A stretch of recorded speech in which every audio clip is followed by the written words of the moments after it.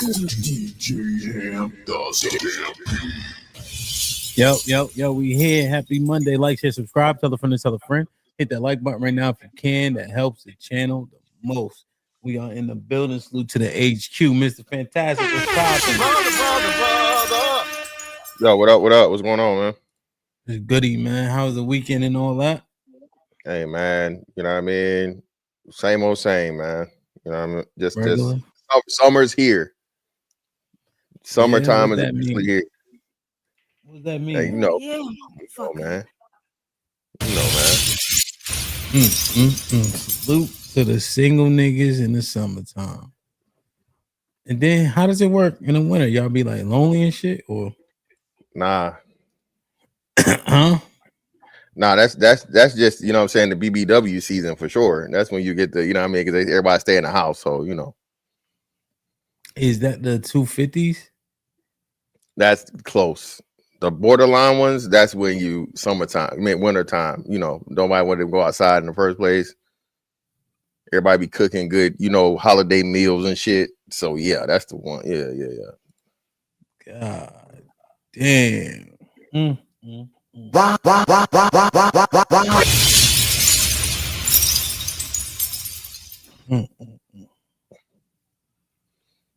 What happened to your Discord? What happened to it? What you mean? What happened to it? Let me know. Whew. Aaron, what's popping? Perfect. Shit like that. He must be He definitely need to be stopped, man. But hey, man, admit the shit that most niggas want. That's all it is. I admit what most niggas want to admit. I'm just saying, is what it is. Hey, man, what's that? What to do it? Like I always say, you know. Yeah, niggas definitely. The big girl is definitely. She in, my nigga. Always has been. Yeah. I've been peeping. I peep a couple of joints from a couple of my mans in them. I'm like, yo, he like that.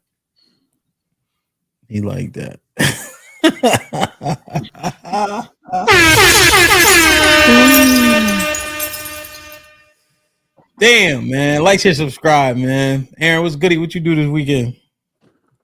Saturday was spent nursing dancing and rum hangover thanks to you and your associates. And Sunday, my father and I went out to, you know, pay homage and pay honors to the veterans' graves, family members. We avoid that shit on Memorial Day because it's just too packed and kind of an emotional moment like that. You don't always, you know what I mean? So it was completely empty. It was beautiful rolling hills, headstone after headstone, and we went and visited our uncles and grandfathers and cousins and people that died in the war, or people that died of old age that we knew but served. You know what I mean? So he got to see his mother and father.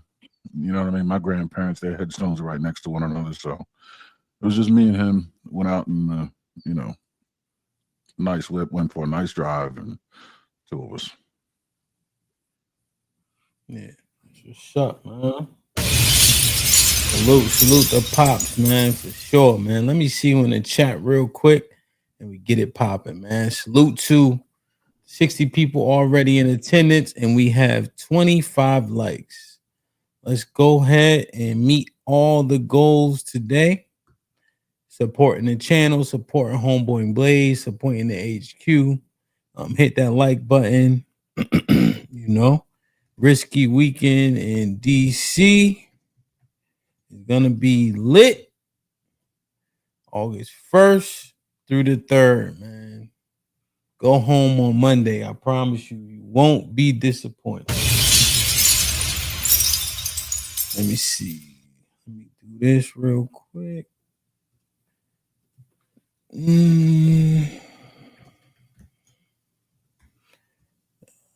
right. Who in here, man? What's up? Salute. Mel was goody. You already know. D Majesty in the building. Salute. E Dub in the building. What's popping? Mr. Williams. Good morning. Hood things was goody.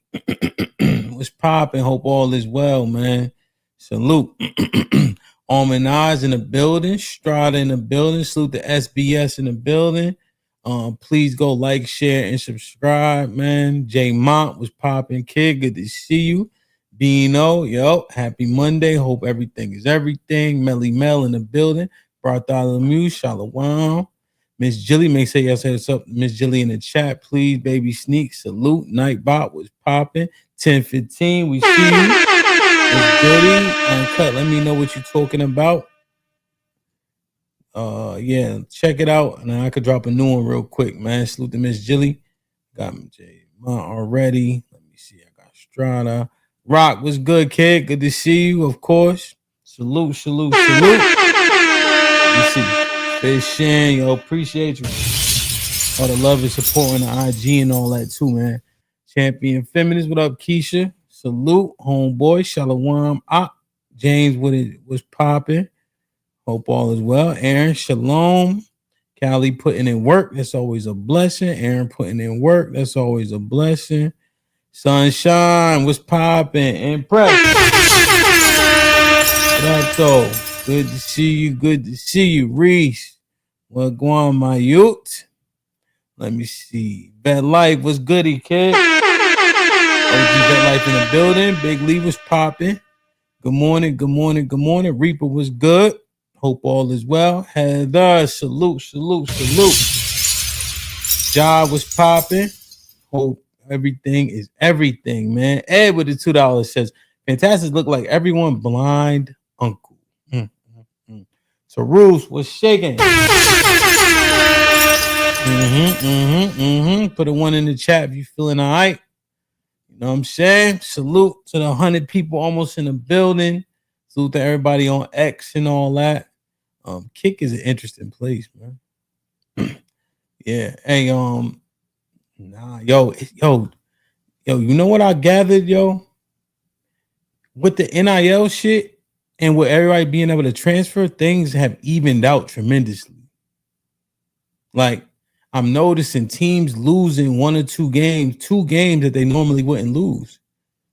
But now you got people at Liberty and whatever the case is, where although those schools become feeder schools, those boys get a chance. And it's shining a bigger light, I think, on the fact that a lot more people can play than just the areas they assume they could play.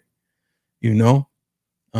So I don't know. I see the kids having a little bit more power, you know, in a positive way, because that NCAA clearinghouse and how they treat you. I remember I got a fine one game because we was playing on ESPN and I had on Under Armour gloves, but we was sponsored by Nike, Russell, and Bike. And so I got to find that game. And it's just like what? Just like imagine that shit, though. Like, you know, but I understand that's how marketing and promotion is, but nonetheless, you know, so I see benefits there, you know, for sure. Damn, man. Quincy was good. So Mr. Fantastic, man. I'm trying to be productive on the Sunday evening. You know, I'm saying, what was it called? Big Beautiful Bill or some shit like that, right? Yeah. We haven't done politics in a decent amount of time. I said, let's go ahead and go through it. But due diligence needs to be done. When I was looking at it, it's a lot of shit. So as I'm trying to be productive, Mr. Fantastic sends a clip to the fucking chat, bro. And I'm flabbergasted, bamboozled, hoodwinked, run amok, led astray. I'm trying to watch The Better Sister with my wife. She like, what's wrong?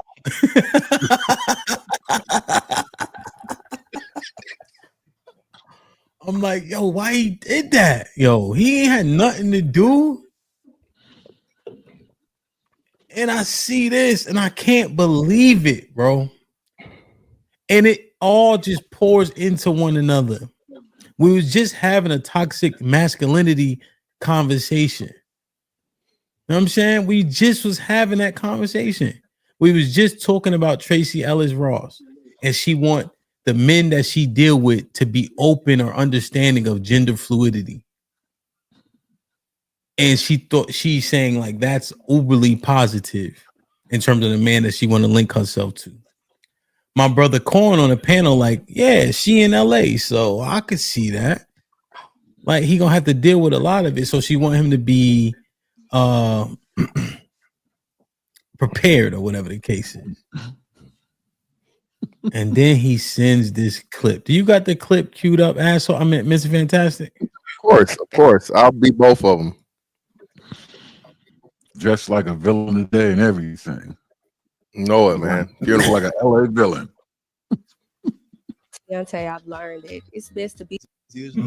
Was usually like dating masculine guys. Yeah. So Yeah. Well, what the hell are we looking at? Being with Deontay, I've learned that it's best to be with a feminine man because they understand you more. It's hard trying to teach a masculine man how to feel sometimes or how to treat you. I don't have to worry about that. I mean, we just kind of dress alike sometimes, and that's really the only thing. He's who he is. Straight because I'm feeling for you, want you to put it down. Being caught some feelings for you, want you to. So my bad, the fucking music. All right. Yeah, man. There you go. There you go, man. I told y'all. And she just, what did she say? What did she say? She said, play it again, bro. Easy. Okay, here we go. Play it again. Here we go.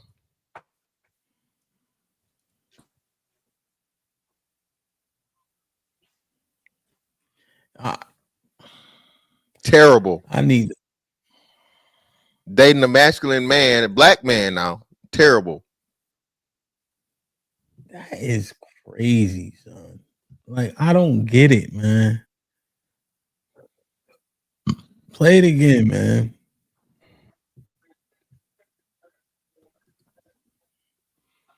Play it again, bro. It's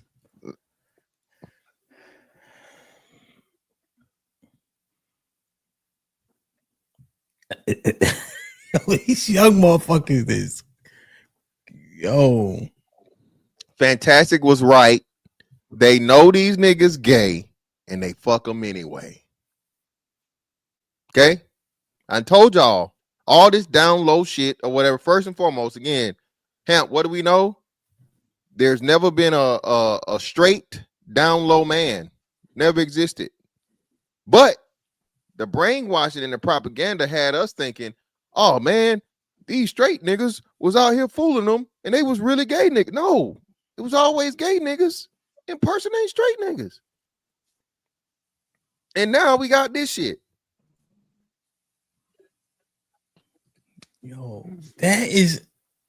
I swear to God, bro. When I watched Insecure 5 or 6 years ago, when the dude said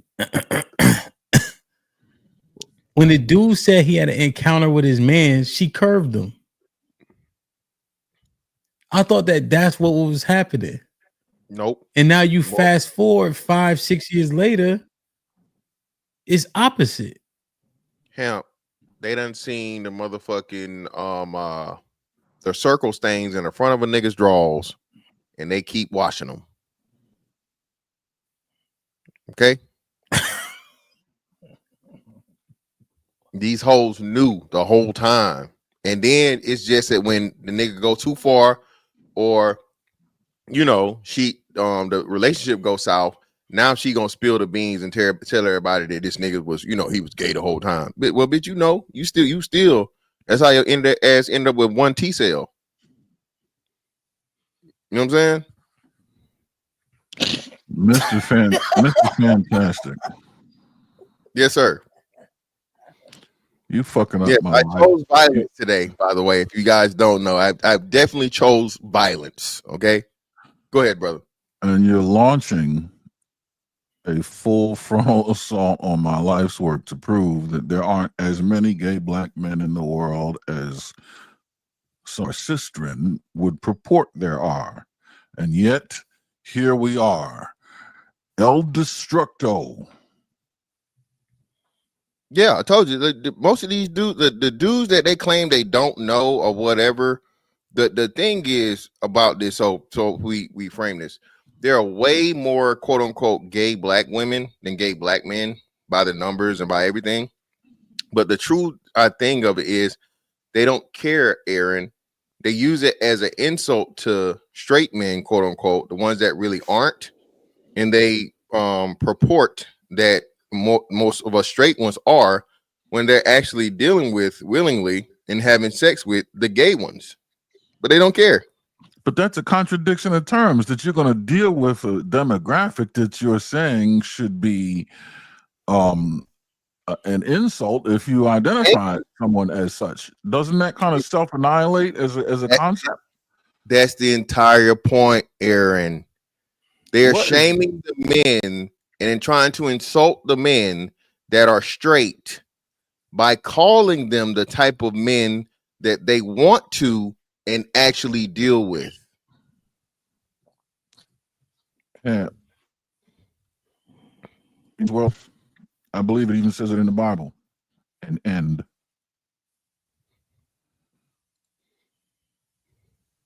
But wait, there's more.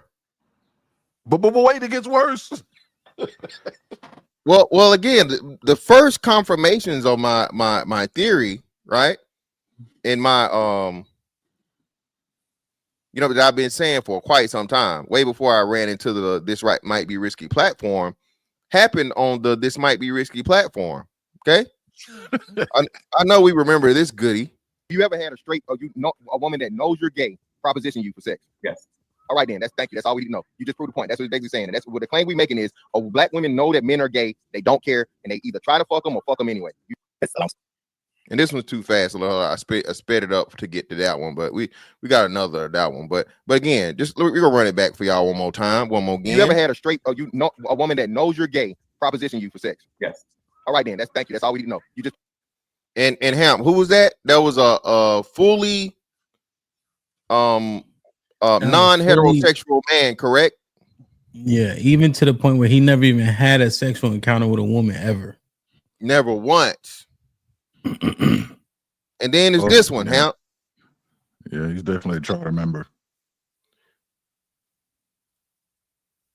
I told y'all the egotistical sexual people that they claim men to be. Okay. So we got Christopher, Texas, 37, Leo, co-owner of here salon, dad to by two women. Have you ever been married? I haven't. Never married. All right, what kind of woman are you looking for now, Christopher? We discussed this before. I don't remember. I was on your show in February, so I am looking for a man, actually. Oh, some people called it in the comment section, and maybe I made the same mistake the first time. When did you start dating men? You have 2 kids by 2 women. It's been a while. I'm a single parent. It's been over. Single parent. I guess. So do you think you were gay when you conceived your kids? No, I didn't think. Well, with my daughter, yes. Me and her mother were friends. I met her. I think I was dating one of her friends, her homeboy. So that's a long. So just for context, I'll slow it down a little bit. So this is a clearly fully gay man now, claimed to be fully gay. He's been fully gay the whole time. Okay. So he had a child, and he had a second child when he was quote unquote, as he claimed, bisexual. Okay. Story, but wait, hold on. You was dating your daughter's mother's homeboy? Right. And then you met her? I did. Yeah. So you were gay then when you met her, or bisexual? Yeah, with my daughter. My daughter's So how did that work? Real quick. Are you bisexual? Is that what we call it? Not anymore. He was never bisexual. He's always been gay. For the slow people in the back. There's no such thing as a bisexual man. Let's keep going. Told you before that really didn't matter. Females mostly hit me up. And I was on your show in February. So okay, just real quick. Whatever you told me before, I don't remember. Yeah. So I'm sorry. Yeah, that's what I was saying. I basically said that females were, would still try to talk. Females are going to be the ones that reach out to me, and it was like out of maybe 1,000 follows and messages and all that, maybe 10 were dudes, and the rest were females. So again, this man came on her show and said, "Hey, I am a non-heterosexual man. I am looking for a man." 1,000 people contacted this man and followed him on his social media. Only 10 out of those 1,000 people were men, meaning the other 9,990 were women, for a knowingly, clearly non-heterosexual man. Trying to engage him in a relationship involving sexual interactions. So are you open to females or is it men only? Men only. Okay, so you're saying 990 ladies reached out to you and only 10 men reached out to you. Yeah. And you said on that line that you wanted men. So listen, if there were all of these quote unquote gay men, gay straight men or whatever, and they could be able to reach this man anonymously, he just told you only 10 men. 10. Okay? Straight, not straight, excuse me. Down low or openly, you know what I'm saying, non-heterosexual, right? He said 10. That is 99% women trying to engage with a clearly non-heterosexual man. Men only too? I did. Wow, the lady. And he just said he did. He said the last time, he said he was looking for men only. I think that's how he said it. Close enough. You know what I'm saying? Okay. He still reached out to you. Yeah. It's a man shortage, child. They trying to get a man child. Yeah, I guess so. But we tell females, I tell them all the time, I would ask, crack a joke. I'm like, when they try to talk to me, I'm like, oh, you have a boyfriend? I'm like, oh no, I don't have anybody. I'm like, oh, well, we looking for the same thing. Like, I'm looking for a boyfriend. I want the same thing. And they still don't. They was, oh, you know, I can change you. I'm like, it's not my first go round. I have kids, so it's no changing. You don't have the magic vagina. It's not gonna change me, but they still try. So. Oh, child. Okay. Well, let's be clear, ladies. He don't want no vagina. So if you got a vagina, that's not what he's looking for. He's looking for the opposite of a vagina. So Christopher, Texas. Okay. So he's saying that 1,990 women reached out to him, right? And when he was clearly looking for men, looking for men. Yes, sir. See, that's the thing, right? So we try to say, okay, what does this mean to the overall populace, right?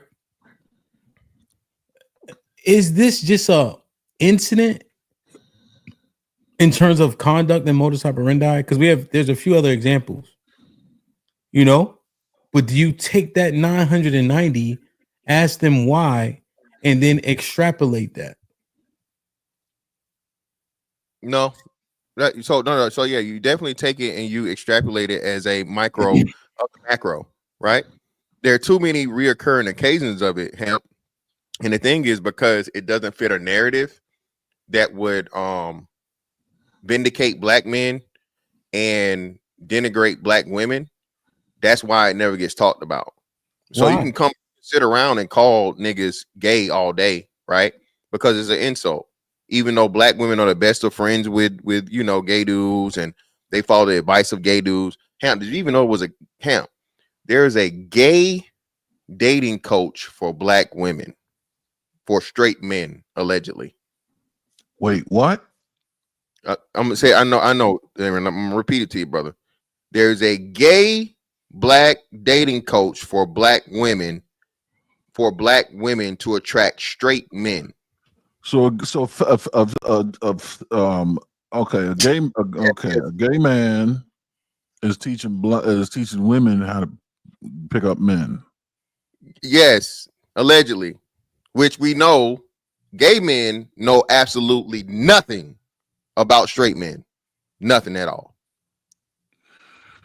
No, I'm trying to figure out. This is. I know, brother. I'm sorry, man. I'm sorry, but we got to do this. We got to do it. No, because it's cooking my circuits, man. You know, I'm a very. I think in numbers, not letters and colors, right? Like everything, my X, Y, and Z axis is all bent out. It's fuck. Like, continue. because I know. Yeah, no. So no, and again, a lot of you hate. I'm not throwing black men under the bus at all. The contingent of black non-heterosexual men is very, very low. See, and because you guys keep falling for the bullshit, y'all are purposely ignoring the number of black women that are willing to deal with known non-heterosexual men. Okay, on top of the fact we ain't even got to the motherfucking the bull daggers out here, the sneak dickers. Okay, aka the dick dykes. We ain't even got to that yet, but we're just focusing now on the very small contingent of gay men and how black women still seek them out. So when they even make this claim that all these men are DL, well, baby, you was having sex with him, you was laying down with him multiple times. All right, okay. The number of DL dudes, the dudes that like dudes, is very, very low. If you live in Atlanta, you live in DC, you live in New York, Miami, San Francisco, maybe LA, hubs for those people, of course, it's going to be a higher concentration. But again, the total LGBT community now, I think, is somewhere between, I think it might be 10%, might be. I don't even know, right? Okay, for context.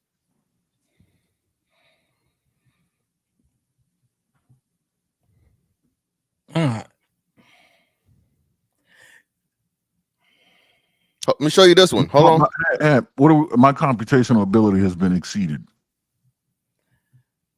Go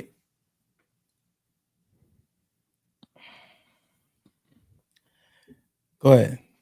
What is this one? So this is a woman that is in a poly relationship with two men.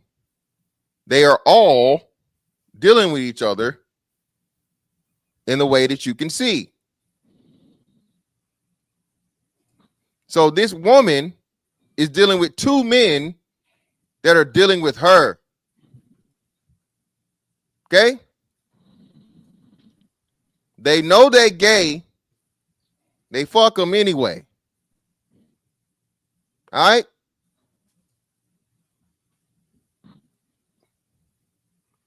Okay, so women don't care about a man's orientation.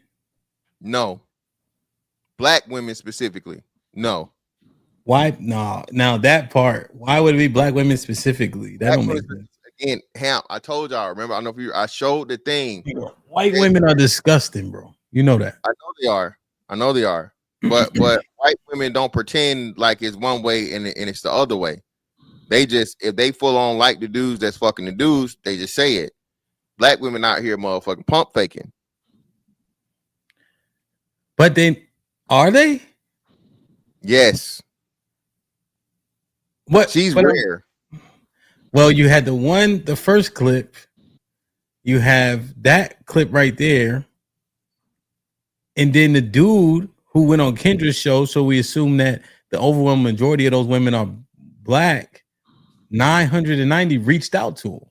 Yeah. Mm-hmm. And he's obviously gay, right? Yep. And he's saying it. Mm-hmm. My cousin said it, right? And they still approach him. So I understand, but is it covert? Or are they saying, hey, I like men regardless of his countenance, and they just going for it? No, it's covert. Well, it's covert. It's either covert or it's contradictory, right? Because again, the men that aren't gay are the ones that always get called gay. A straight niggas get called gay as soon as you disagree with something that a woman got to say, right? A straight niggas end up being gay as soon as a relationship don't work out, or so on and so forth, and la la la. You got the top and bottom lips and went on your way. Mm-hmm. So what I'm saying is, which is it? I don't know, man. I can't even qualify this shit. It's weird to me. Like, does it not happen the other way? Do men not approach lesbians if they find them attractive? Loudly and proudly, I'm one of those. Do men not use terms like bull dagger and bad body butch babe? Well, a woman said that, but is that not widely accepted as insult? Yeah, it's an insult, but those women, the Manny Freshes, the Lil Boosies, and the Crunchy Blacks, they're excluded. They don't count. They are actually looked at as men's. Now you have the attractive ones. You have the attractive lesbians, right? The attractive studs, or I think, and not just the attractive studs. Then you have the quote unquote I think it's the femmes, right? So if she's attractive, she's a woman. And niggas gonna shoot regardless, as you should. She's a woman. I don't give a fuck who or what she thinks she is. Okay? She's a fucking woman. She has a vagina. She has breasts. She can have kids. So men don't at all. And it's some those dudes I question. Okay? But that's a lot of men that have, drank the propaganda, liberal Kool-Aid as to where, she's a woman, she's pretending to be a man, so she's a man. No, nigga, no. So, but is the logic the same essentially? So, hell no. A man is a man is a man, and if she like that man, regardless of how he presents, she gonna talk to him. Hey, I'm gonna report you to the fucking your people, man. I'm asking a question. I'm just asking a question. Like, read, brother, read. Like, you tell me. If she sees Son and she thinks Son is attractive, and Son say he thinks she attractive, and now they does his presentation like what? So if you're saying a stud got a fat ass, so niggas would go, then what is the vast difference? She's a woman, and he's attracted to her physical attributes of being a woman, and it doesn't change no matter what she does, because nothing a woman does sexually is abnormal. That's another concept people don't understand, right? A woman is built to be penetrated, right? So being that a woman is built to be penetrated, there's really nothing that she could do abnormal, even if she's doing it with a woman, right? A man, on the other hand, is the opposite. Okay, a man is not ever meant to be penetrated whatsoever. So once a man is penetrated, he's no longer has manhood. He's something else, and you can choose what to call him, but that is something he's not. You know how cooked my circuits are right now? Camp asked the question, what is the vast difference? And all I heard was, what is a vast deference? Yeah, that's crazy. For the people that don't know, that's your gonads, your testicles. Man, this is not right. I don't get it. I don't understand what we're doing. So that shit. Nah, okay. So I don't even know how to. So if Son never got penetrated, then she good. Yeah, he's a straight man. No, not if he was having. Not if he was having. Oh, my bad, bro. I live on the other side. Okay, so penetrate or penetrating another man. Either or, it's the same ball. No, brother. 100%. But I guess I'm just trying to understand the logic. So if that never happened to him, but he did have homosexual activity with, then she's good? No, she's not good. A nigga gay. He's gay, regardless. It's a gay man. 100%. So you saying women can go back and forth, men can't, right, essentially? Yes, societally, physically, physiologically, with nothing a woman does, and that's why. We have another one. Look here, Hamp. I don't even know who this little white lady is. Right? Shout out to this white girl. Listen. Apparently, she's someone of like, somebody fucking relevant. I don't know who the fuck she is. Jojo Siwa. Chris Hughes shared a new photo of them in bed. This comes after JoJo Siwa recently revealed that she was no longer identified as a lesbian. Okay? They can always be brought back home. Hamp. They can always be brought back home. 90% of these women are using what? A fake penis for sexual pleasure. If she motherfucking taking a fake one, she definitely go motherfucking fold to the real one. You hear me? I'm just saying.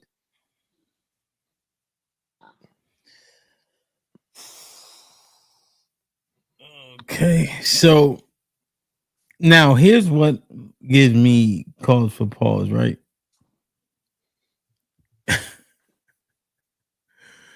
The fuck this okay, I understand the women in the disposition where they looking for a man who, well, the one lady said he better identifies with her in terms of him being feminine as well, right?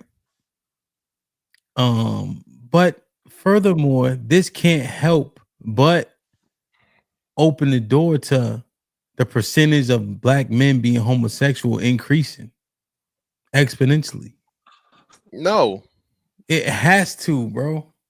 no, not at all. You know why? Because even one thing that was said was the reason why the women have the STDs is because they are sleeping with homosexual men.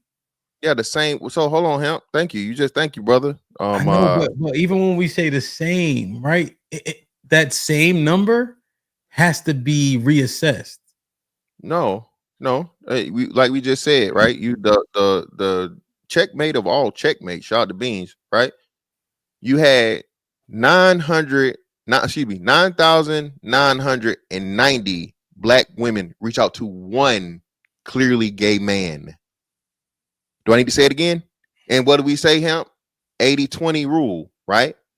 So you parse that out for smaller things. You have a damn near 1,000 women willing to sleep with one gay man.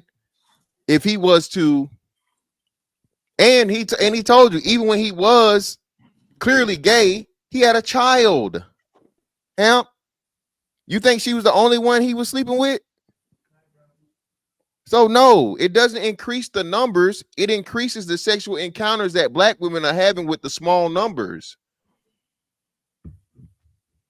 That's the problem. This is why, again, black women have the highest rates of fucking deadly STDs. Because again, the same way they do with the straight niggas, they doing with the gay niggas. They recycling the same niggas. These niggas just happen to be fucking other niggas. Pause. So you're saying, in terms of that example, it was 990 women, one man. One. Hemp. Well, it wasn't not, bro. 1,000.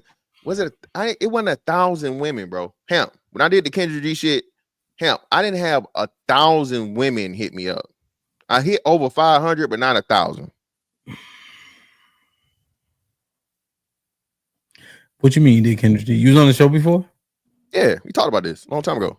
Oh, did we? Oh, so you so it was 500 of them, and then he got 1,000.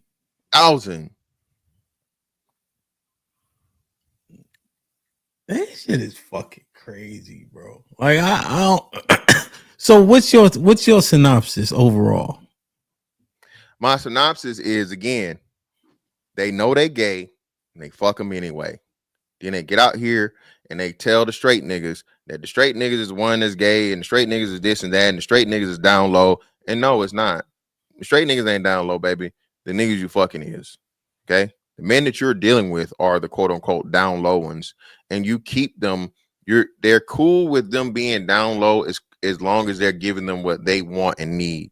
As soon as they don't, then they quote unquote expose them as being down low. So they already know that those men are homosexual. The ones that they're going for. Where did they get the down low sentiment from? Propaganda from from the 80s and 90s. So shit we've been hearing about for so long. So let me ask you, why put such a down low jacket on the men who've been incarcerated though? Doesn't that add to the quote unquote propaganda or their sentiments? No, that's a fact of that culture, a prison culture. It's not that's a fact. people in prison have said that shit. People that work in prison have said that shit. But So- you're saying that men can convert to being homosexual because they're locked up? I'm not saying they can. I'm saying they do. But why? What would be the mechanism to get a straight man to be homosexual? I guess the lack of vagina. I don't know. And again, some But you underlying. see, it's fantastic. It doesn't reconcile though. Like you saying, I'm in prison. So now your natural proclivities change? Well, it's only after a certain amount of time, right? So according to Judge Joe Brown, that's after the nigga had to do, I think he said it was like 3 years or something, 3 or 4 years. So for the most part, the majority of bids aren't long bids. I think what's the average amount of time a person gets in prison? Yeah, I think it's like 3 to 5. Yeah, 3 to 5, right? So if a nigga got a under 3 year bid, and that's the majority of bids, he's not going to qualify. He's not going to fall into those things. Now, once we get over that, but why though? Think about this. You gotta ask the prison niggas. I be telling you. What I'm saying is you gotta chill, right? One, Judge O'Brien, you gotta chill. And then two, you got too many men who don't get no cheeks on a 6 month, yearly, ever basis, and they not turning homosexual unless the jacket is that when you don't have access to vagina, you look for other ways to get your shit off. In which case, you know what it would do? Bolster the rate of homosexual men because most men don't have access. It can't just be an access thing, bro. No. We're not gonna do that. Not gonna do that. No, I'm not trying to do it. I'm just saying, that shit sound crazy. I don't get access, so now I'm looking around. I got you. So no. So the difference is again, the men that are here, even if a man outside always has sexual access. Is at the very least he can do what? Worst case scenario, he can just go buy it, right? Sure. At worst case scenario, a man can go buy it. In prison, there is no going buying it. Your only option is your hand or a man. Pause. Crazy, I know, right? And being that it's prison culture, right? Being as a part of prison culture. Let me interject there, right? The legalities of buying it, right? See, people don't want to commit crimes. People don't want to get caught. The overwhelming majority of people are just living day in and day out. So for a dude who don't even have no worldly outside experience to go buy vagina, it sounds like it's just matter of fact. But the back pages and shit like that got closed down for a reason. Niggas have seen niggas get in a sting and a ring and all. Niggas they don't even know the mechanism to even buy vagina, bro. Like they're not outside. Like it just go ahead. Link in bio. What's that? Link in bio. That's all you need. The back page has gone to the motherfucking back chat. All right. You can do individual bases and deals and so on and so forth. Man, a lot. Well, I don't say a lot. A number of these dudes is flying these women out, or flying them out for a fee. Right. So you don't got to go on the blade to get no pussy. You hop in some DMs and be like, "Hey, babe, what's up? What's good with it? What's it going for?" And there are some men out here that show that that's what some of these women are about. Niggas so they're $40,000 a year, bro. Huh? They making $40,000 a year. Who you flying? So what are you saying? Well, either flying or you being in the area, either or. Well, I'm just saying, like, it just. Here's the thing that we have to acknowledge: the lack of access, based on the premise of a man being in prison. The lack of access is the reason in which you saying that his natural proclivities change. You have to be fair to that ideology and say, well, then is it happening to men just because they don't have access? Period. No, That's because again, crazy, my nigga. No. Now you got to take into consideration the number of the prison population. The number of prison population is less than 1% of men. So you can't apply the less than 1% of men to the motherfucking the whole that are in still a better situation. Motherfuckers being locked behind them bars, okay, and you not being willing to walk into a bar and talk to a bitch is two different things. Okay, but it's the same prison. It's the same, but it's the same prison though. You do not have. Hell it ain't. No, hell it ain't. Yes, it is, bro. Think about Yo, see, you don't have this. You don't have this understanding, right? You never been afraid to go approach no women, bro.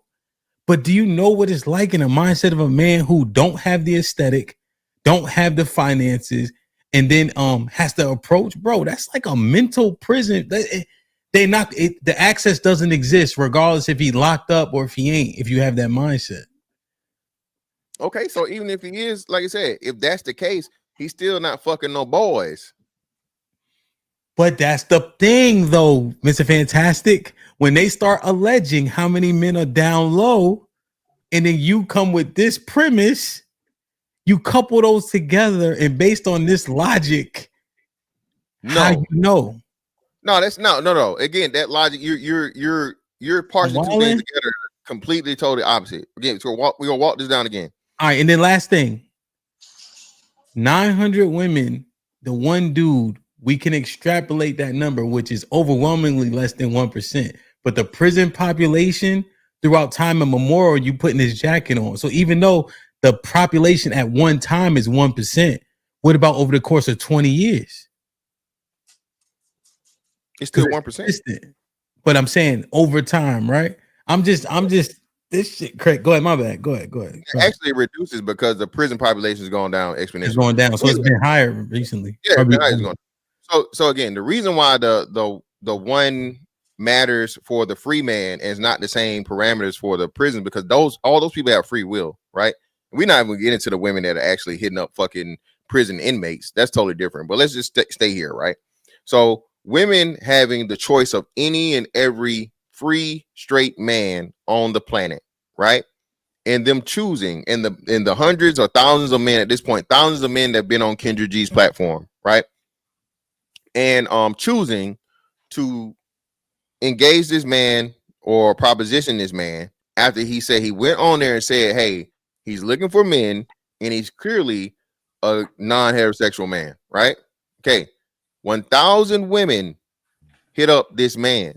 Sure. All right. So understanding that he's a non-heterosexual man, we ain't even got. So let's get into the important stuff, the numbers, right? So once a man that has sex with men has like a exponential more chance of having deadly STDs, right? Again, this coincides with the numbers, and this is how we disprove the shit of the down low bullshit with the straight niggas or whatever, is because if this was the case, the straight niggas, okay, will have much higher deadly STD rates, and that's not the case. Black women actually have the highest new cases because what? They dealing with the niggas they know is dealing with niggas. And whenever a person is usually diagnosed with that specifically, that's how they're able to tell you drugs or it's either non-traditional or non-heterosexual. I think it's non-heterosexual sex, right? They literally even break down when you're talking about the deadly STDs that way. So that right there gives you a baseline or at least a framework for the actual number that would include the DL men or the quote unquote bisexual men. You see what I'm saying? So now once we move to the prison aspect of it, the prison population is a very, very small population. First and foremost, y'all need to keep talking to me when Fleece Johnson is somehow, some way, a fucking superstar now. Okay. Fleece Johnson told stories, plenty of stories of all the men that willingly he dealt with in his however many years in prison. Okay. All these other prison tubers, same thing. All right. So I am taking what the subject matter experts say. Okay. And I'm simply just talking about it. There was a man, okay, a man that has tried to transition over to a woman that he said this specifically, 89%. He said this, not fantastic. The man said 89% of men in jail are engaged in that activity. So y'all be getting mad at me when I'm simply going by what the jail niggas and the prison niggas say, bro. That's where I'm getting my information from. Oh, and Judge Joe Brown, which was a criminal judge, okay, an attorney, and all these different things for more than our lifetimes at this point. So, and I have subject matter experts on the legal side and the illegal side giving me this information that says a lot of men in prison are engaged in sexual activities with other men in prison. I'm just going by what they say. We all know the inside is absolutely nothing like the outside. No pun intended. Okay. So trying to compare free men that even if you go through a drought, even if you're socially awkward, even if you're all these different things, all right, and you lack sexual access, is nothing like men that have no option, okay, all right, or very little female CEOs and shit, and so on and so forth, right? Because that happens. There are reports of that too. But no options, okay, and in some cases are coerced or forced or whatever. I don't know. Hey, man, like Tupac said, it's just the way it is. I don't make the rules.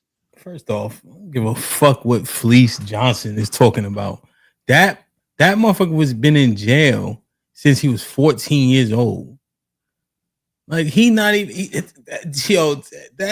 oh my. Yeah, who would know better than him? Now you shot yourself in the foot. He don't even have no experience with no way. If you saying a person's natural proclivity will change based on the absence of. No, I'm not saying that. No. That's not what I'm saying. I am not saying that. You have to be saying you based on the edification that you received from these different sources. You saying if he's absent, if women are absent, men become homosexual after a period of time.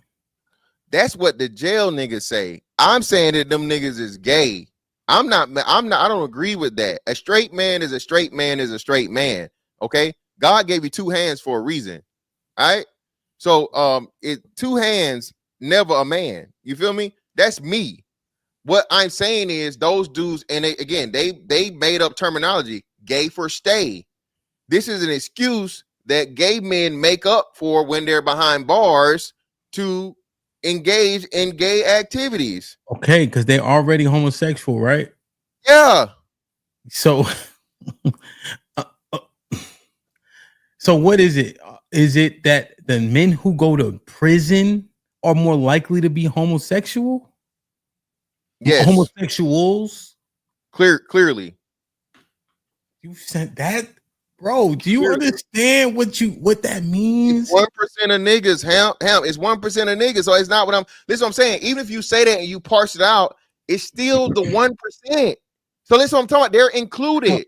How long has that been true though? How long has that been true that men who are more likely to go to prison are homosexual? I don't know. Well, then, because you taking 1% over the course of 50 years? Over the course of the crack era since the 80s, like what? That's a lot of men. And to my knowledge, that's when that shit really started heavy. To my understanding, would have been the crack era thing is when you started having the whole, man on man activities type shit. That's when it started really being talked about. Son, think about what you're saying, son. Yeah, Wayne Perry. Okay, but you saying but do you acknowledge that what you're saying gives credence to the down low argument? No, it actually disproves it, and it pinpoints it, and it breaks it down specifically to prove just how much it's not. It's 1% of men, period, right? So the down low men would be the perfect example would be your quote unquote your homo thug type shit, right? That's 1% of niggas. So if that's 1% of niggas out of the 100%, and you just add it to the already gay niggas, this is what I told y'all. This shit is crazy.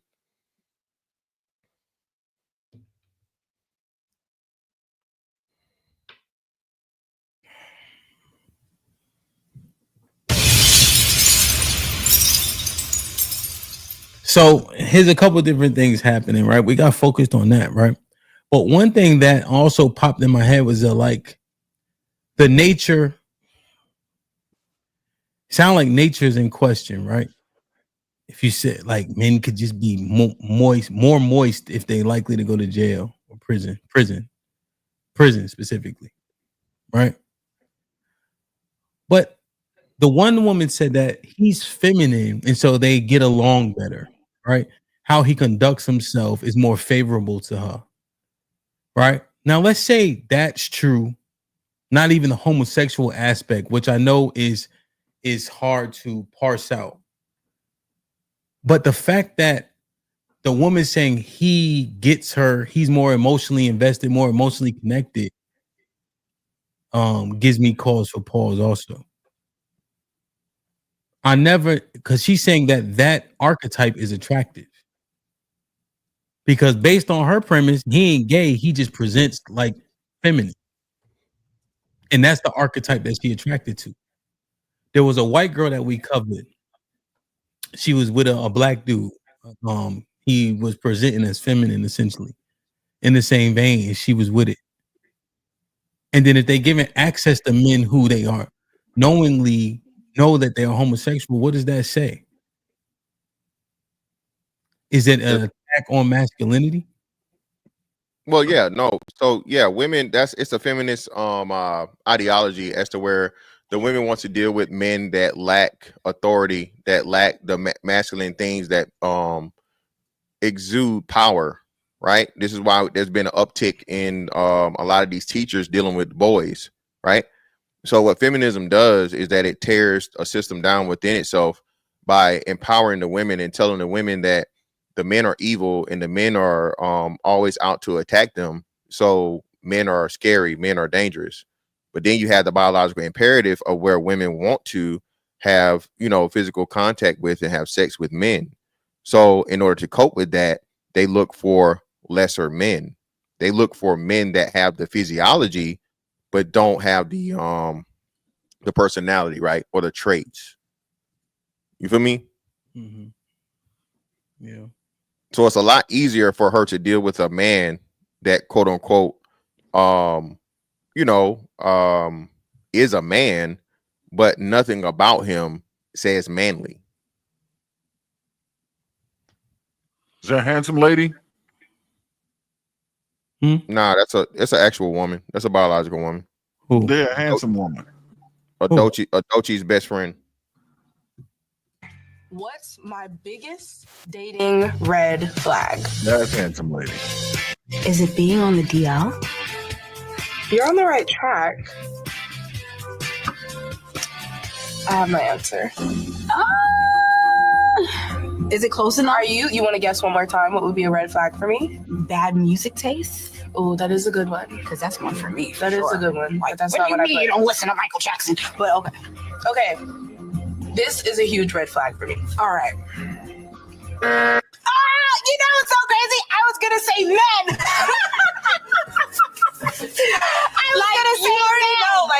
Strike one. You're a man. Yeah. And you're heterosexual. Yeah. I was gonna say, so technically, because my mind was already there, I don't think I deserve to eat a wing. I think you do, friend. Ladies and gentlemen, boys and girls. I guess the key thing is this a low percentage of people involved either way? Yeah. It's a minority. It's a minority of people regardless. But the thing is, though, the point I'm trying to make is black women are the gay people they claim gay men, black men to be, is what I'm saying. Again, they represent, I think it's 25% as lesbian, not lesbian, but bisexual, and they don't even give the numbers for just lesbian anymore. But I think the last thing I seen in 2018 was like 28%, and they included lesbian and bisexual or some shit like that, right? And the majority of, like I sent you earlier, the majority of the LGBT community in black people is like a 60-40 split is women to men, right? So they're far more quote unquote non-heterosexual women than the men. And now we have this thing to where Dochi was, promoting this whole thing of non-heterosexual men versus, heterosexual men. So it's just so many things that's going against the natural order of things, the black family and order.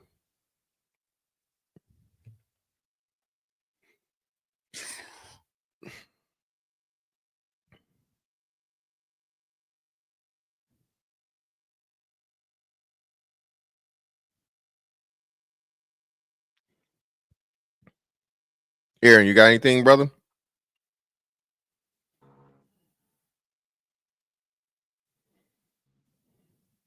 Nope. Okay, cool. Let me see. Let's do so many super chats, man. Shout out to Rayshawn Washington for the 5, brother. Greatly appreciate you. This might be risky. Hey, fam, type in lavender marriages. Okay. Shout out to Aaron for the 2. It's in reverse. Women will sleep with whatever. Agreed, brother. Shout out to Ezekiel Ben Israel for the 5 gifted. This might be risky memberships. Please thank Ezekiel Ben Israel for the memberships for the people that caught them, and please maintain them. Shout out to my man Aaron for another 5. Women sleep with whatever. Men, multiple men, gay men, T-men, other women, toys, pillows, shower handles, except hemp. Your lamppost joke is mid now. Yeah, that's wild, brother. Shout out to Marcellus Davis, man, for renewing his membership. Appreciate you, brother. Shout out to Rayshawn Washington for the 5. Hey, Ham, I sent the video to your IG of a black woman encouraging black women to marry gay men called Lavender Marriage. Okay, that's what he was talking about earlier. Shout out to Ezekiel Ben Israel for the 10. Just a fellow Israelite conducting a wellness check on my account. You okay, my brother? Blink twice. Shout out to Rayshawn Washington for another 5. Black women prefer to go 50-50 with a gay man than a straight man. There's a lot of truth to that, my brother. Shout out to Reaper Rails for the 2. Dochi looks like a dolled up Travis Hunter. Brother, that is wild, brother. Jesus Christ. And shout out to Artifacts for the $10 super sticker. Greatly appreciate you, brother. And shout out to Reaper again for another 5. Ladies, your men's supposed to have skid marks in the back of their undies, not the front. It's wild, brother, but it's also true. And they're not supposed to be circles in either one. Okay. They're circles in front or back. Okay. You might want to get back. All right. There should never be circles in your man's drawers. Okay. That's all I'm gonna say. But yeah, man, listen. The Dochi whole situation, and Dochi went to go on this campaign of promoting black women dealing with these non-heterosexual dudes, man. These fluent, what do they call it? Sexually fluid men. That's a problem, man. That's extremely, extremely problematic. So you look at these things, that's a very, very hill to fucking, you know what I'm saying, fall down. Y'all ready? No. Right. Yeah, I just did all the super chats. Like, share, subscribe, tell a friend and tell a friend. Hit that like button right now if you can. That helps the channel the most. that lavender thing is they was talking about that. Lavender mirrors. They was talking about that in the Discord. The fuck is that shit? Let me bring this up real quick. Unions between individuals of different sexual orientation. What happens when a gay man and a lesbian get married? Lavender marriages, unions between individuals of different sexual orientations, have long been a way for LGBTQ+ people to navigate the pressures of a heteronormative society. These marriages allowed queer people to play straight, especially in eras less accepting of diverse sexualities, which were quite common amongst gay actors in Hollywood. However, one notable exception is William Haynes. When given an ultimatum by MGM to choose between marrying a woman and maintaining his career, or staying in a relationship with his partner Jimmy and losing his contract, the Hollywood star chose love. But this isn't just a thing of the past. In modern-day China, a similar practice called Jinghen exists, where gay men and lesbians enter into marriages to keep their families happy while still living their true lives in private. Elsewhere, the concept of lavender marriage is evolving too. Some individuals are entering mixed orientation marriages not out of necessity, but as a conscious choice, prioritizing deep platonic connections over traditional romantic partnerships. Lavender marriages, past and present, show how LGBTQ+ people have balanced societal expectations with personal authenticity. They're a reminder of a history where we had to hide, and a look into a future where we get to define what love looks like for ourselves. So, now you know. What happens when a gay man and... Yeah, I ain't never heard of that shit. It's a lot of shit going on. Say that. So here's what basically I guess we understand is that women are attracted to men, regardless of how they present. Because if them cats are saying they like women, but they dress and seemingly act feminine, and the women don't care, I'm just saying that it sounds the same as niggas willing to smash dykes. Yeah, it's a with women's understanding of that and women believing in a whole bunch of the sexual fluidity bullshit. I can get it, I guess, but again, there's literally danger there for women. There's no danger for a man, right?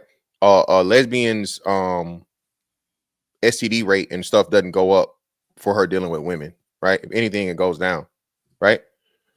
But a man that deals with men, that shit's through the roof, and the deadly shit comes into play. You feel me? Yeah, so essentially, those diseases are shared through blood product. Yes, and specifically one type of sex that's performed to where it gets passed. Because if we have like a just in terms of sexual science, whatever the case is, right? Yeah, you get little tears when you having sex, right? Yeah, essentially, aside from even sperm, you see what I mean? Yeah, I got you. I don't know. So if women aren't having intercourse where there's a lot of friction, right, they're less likely to have blood product. And they don't already have the thing. So like I said, the group with the highest deadly STD rate are men that have sexual intercourse with men, hands down, 1000%.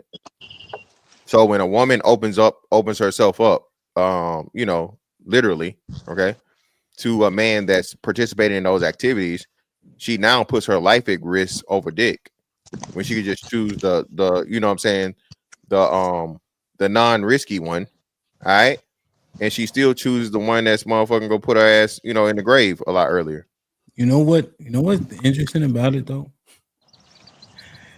If women stay by themselves, they'd be less likely to get diseases. What do you mean stay by themselves? If they were lesbian. Yeah, but physiologically and what's name, yeah. But here's in my brain, Tarus, what's goody? And then I'll get Tarus in. Tarus been talking this shit in the chat. So I'm looking at this. Down low, openly gay, prison population. Men are saying that those men are homosexual, right? Yes, those clearly. Oh shit, you glitched. Say everything you just said again. Repeat yourself for the last 5 seconds. Your internet glitched out. I'm just listening to this shit. If the women left the niggas alone because niggas is gay, niggas is down low. If a nigga been to prison for 6 years, he probably gay. Like, this shit is crazy to me, son. Still under 10% of men. Still under 10%. Well under. Tarus, what's popping? What's up, man? Salute. Aaron, fantastic. How you guys doing? Yo, what up? Not well.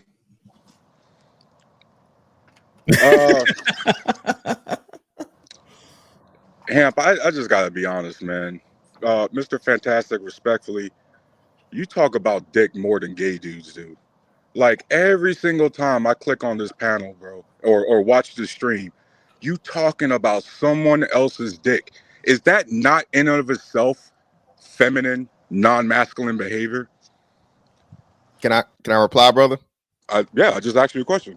All right, cool. Now, brother, you can't get up here looking like Gargamel and motherfucking Carlos Boozer accusing me of anything involving dick, brother. Please stop it. I promise you. I am. Hold on. Let me finish. I am Mr. Get to the bottom of that pussy. So if all you hear is me talking about dick, brother, that is your ears listening for that. Because I promise you, I am all you talk about is women and pussy, nigga. So if somehow, some way you only come on this show that's here every Monday and I make repeat appearances, okay, during the week and all you hear is dick, brother, I promise you there's either another Mr. Fantastic you looking for, brother, or that's the only time your ears can listen. Yeah, because you're on this panel, you go surfing on like a bunch of different panels, And on those panels too, you talking about dick. So why? You definitely are Hey, talking Mr. about on that one. Fantastic, Mr. Fantastic, how you roasted me about my looks? That's really good. Just remember, I'm married, bro. So you're still trying to get to where I'm at, because at the end of the day, Hemp, to the title of this thread, you know how long dudes been trying to clown me about my eyebrows because I get them shaped, Hemp? Since I was 18, bro. Black Puerto Rican, but a lot of dudes, they like trying to clown you because you like, you know, get the eyebrows shaped up and everything.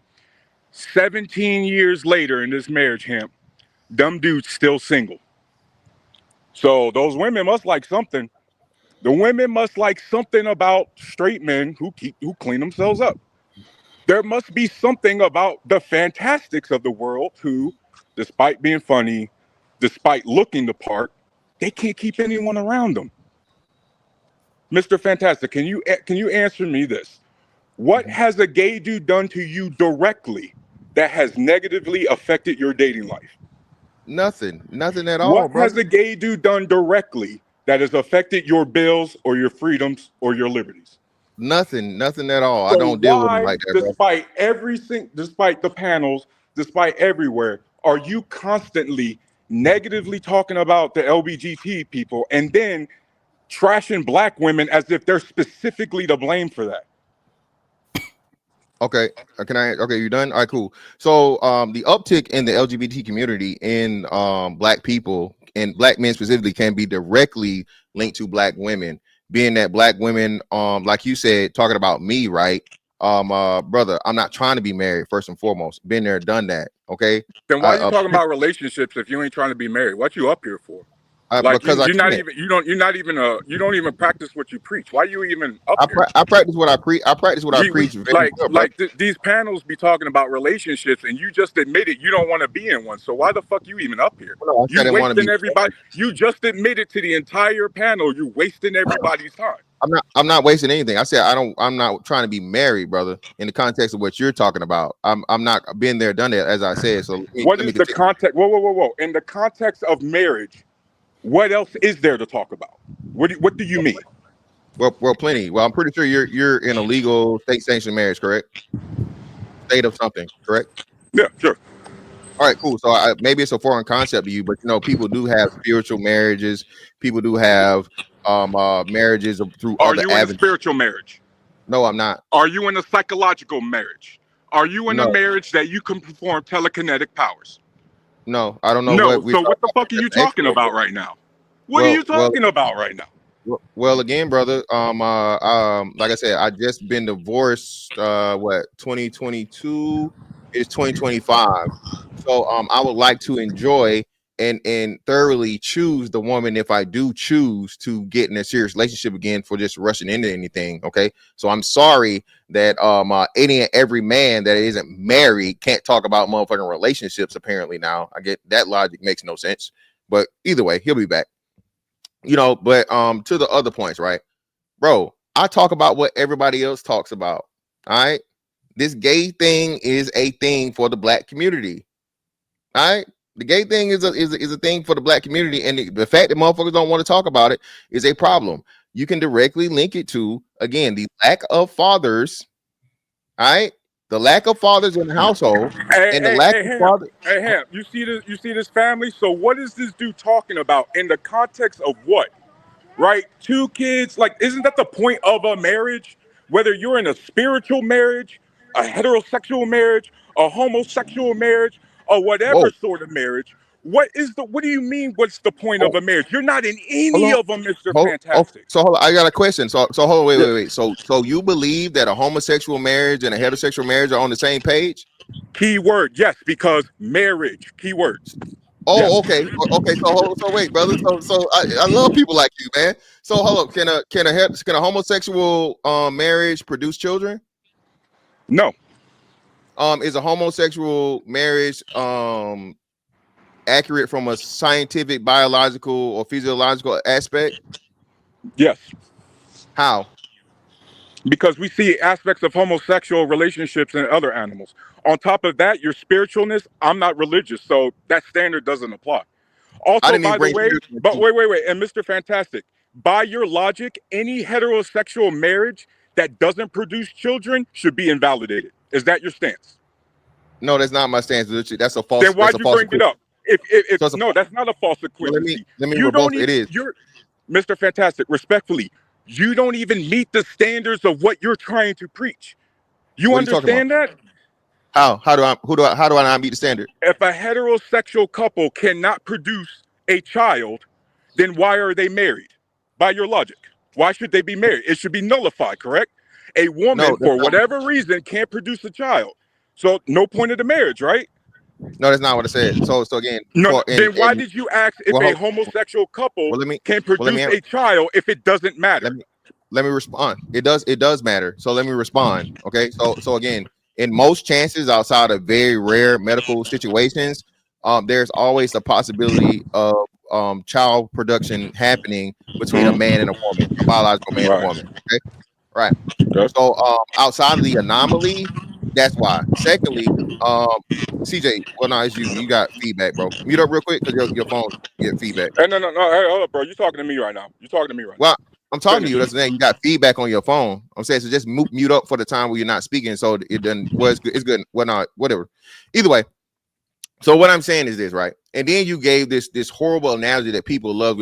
There are gay animals in the animal kingdom. So what are those gay animals? Again, the minority, and they're an anomaly. That's not normal. Right. So first off, they're a minority, but they still exist. Okay, existing and being normal or they're inconsequential. Just because something exists doesn't mean that that's the way that everything's going. So let me ask you this. By that logic, hold on, brother, brother. But no, because by that machine logic, gun me the whole time. Let me finish, brother. Just let me finish, brother. I didn't cut you off none of the time. Let me finish, and you got it. Because you're wrong. Hold on. This is what's wrong with your logic. Hold on, brother. Hold on. Go ahead. What's wrong with your logic? So if the majority or all of people just randomly became homosexual, what would happen, brother? What do you mean? That's a hype. That never happened. I'm not going to answer some BS that never happened. Nobody just randomly became homosexual, bro.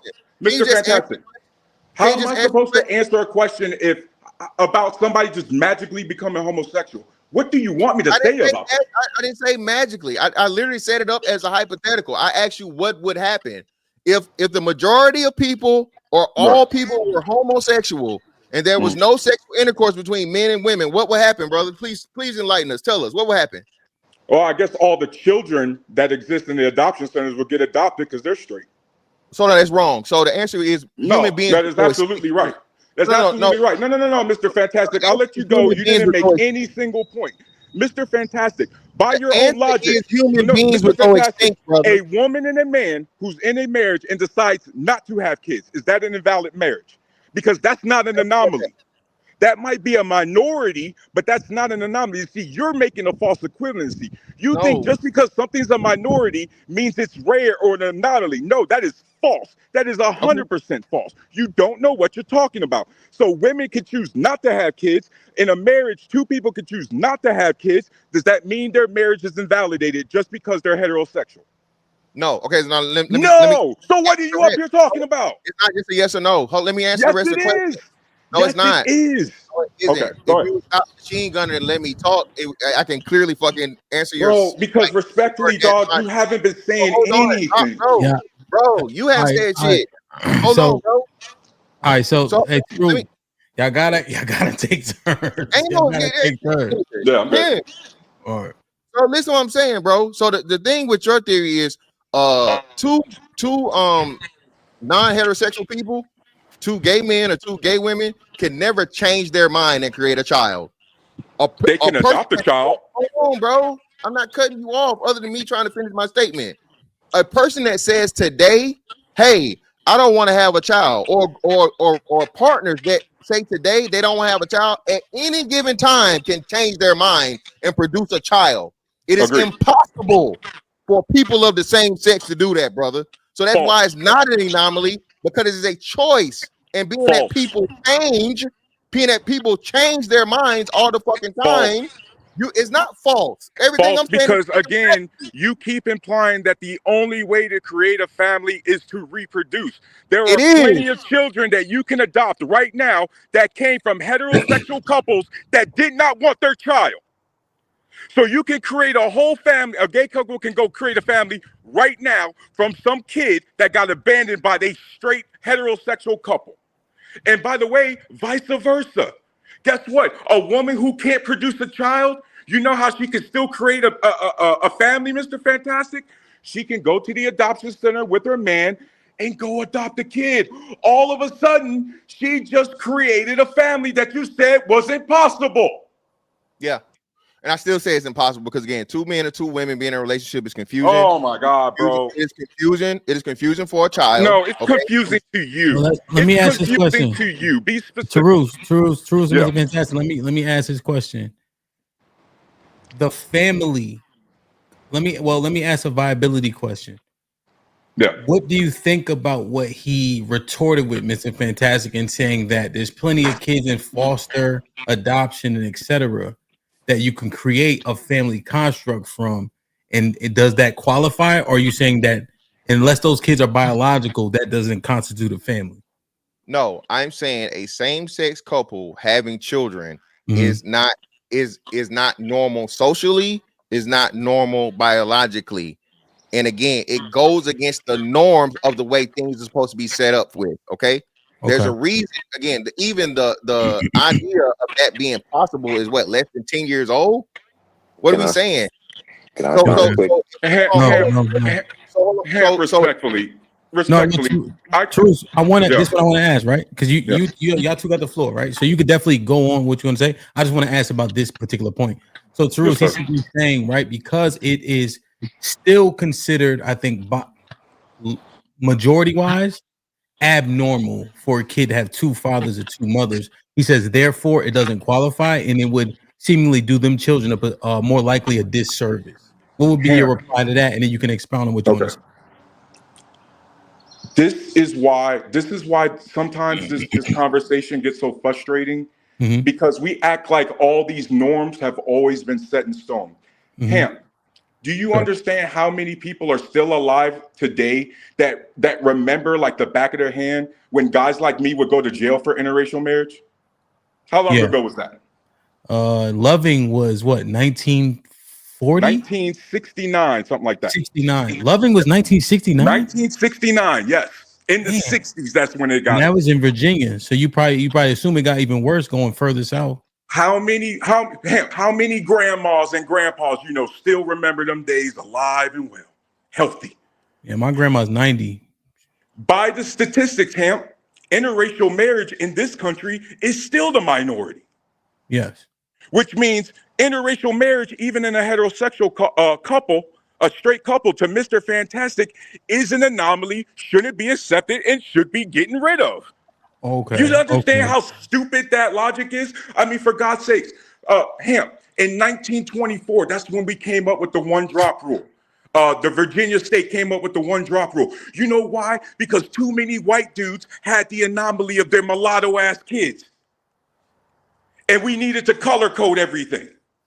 Right? There's always things throughout history that become norm, aren't normal, come back like fucking clothing, fashion, bottles, music, TV. Somebody sampled a beat from 20 years ago that they sampled 20 years ago. Like, I'm so tired of this. Like guys like Mr. Fantastic love to pick and choose when they want to talk about tradition and then when they want to be modern. Because if we want to talk about tradition, then dudes in the 1940s and 50s would be clowning Mr. Fantastic because he looked like one of them racist ass dolls you see in them comedy TV shows. Look at his hair. He looked like a bum. But today, that's acceptable. Today, that's the norm. So guess what? Things change. You see what I mean? But these dudes, these guys are way too static.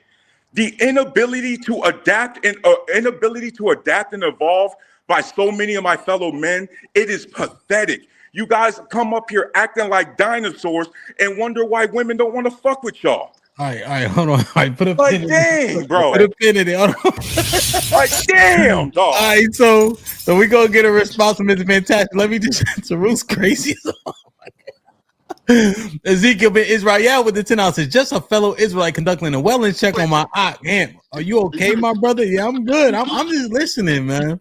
I'm just listening. I'm just listening, bro. Bro, like people, like how you Hold on, so Bruce. Let me fresh read the rest over of these. someone Let me else's read. relationship. Hold on. He read all these, huh? Oh, you read these, Mr. Fantastic? Read this one? Yeah. I didn't read the last Reaper one. Reaper with the $2 chill. You read this one? No, read this one. Reaper with the $2 says chill, y'all. Tarus is Sean Antonio Indian cousin. That's funny. JT with the $5 says all in favor to turn the bounties on Rage in hand. Yo, see, I'm looking in the chat, right? It's a lot of people that's actually listening to Tarus, though. I can't lie. It's like I'm not sure what this disparity is, but it's not terrible. Hemp, you want to know what always separated me and my homeboys from a lot of dudes like Mr. Fantastic? Never in my life have I worried about what another dude's relationship status is. Never in my life have I go, man, why is he dating her? She's supposed to be dating me. There's 7 billion people on this planet. Half of them are women, and we are the minority, and we got dudes up here worrying about someone else's dick. That's gay. That's more gay than the gay people. Put him in the fucking bedroom. Get him out of here. Come on. Wait a minute. Whoa, my money here. Get the fuck out of here. Get him the fuck out of here. Put him in the bedroom.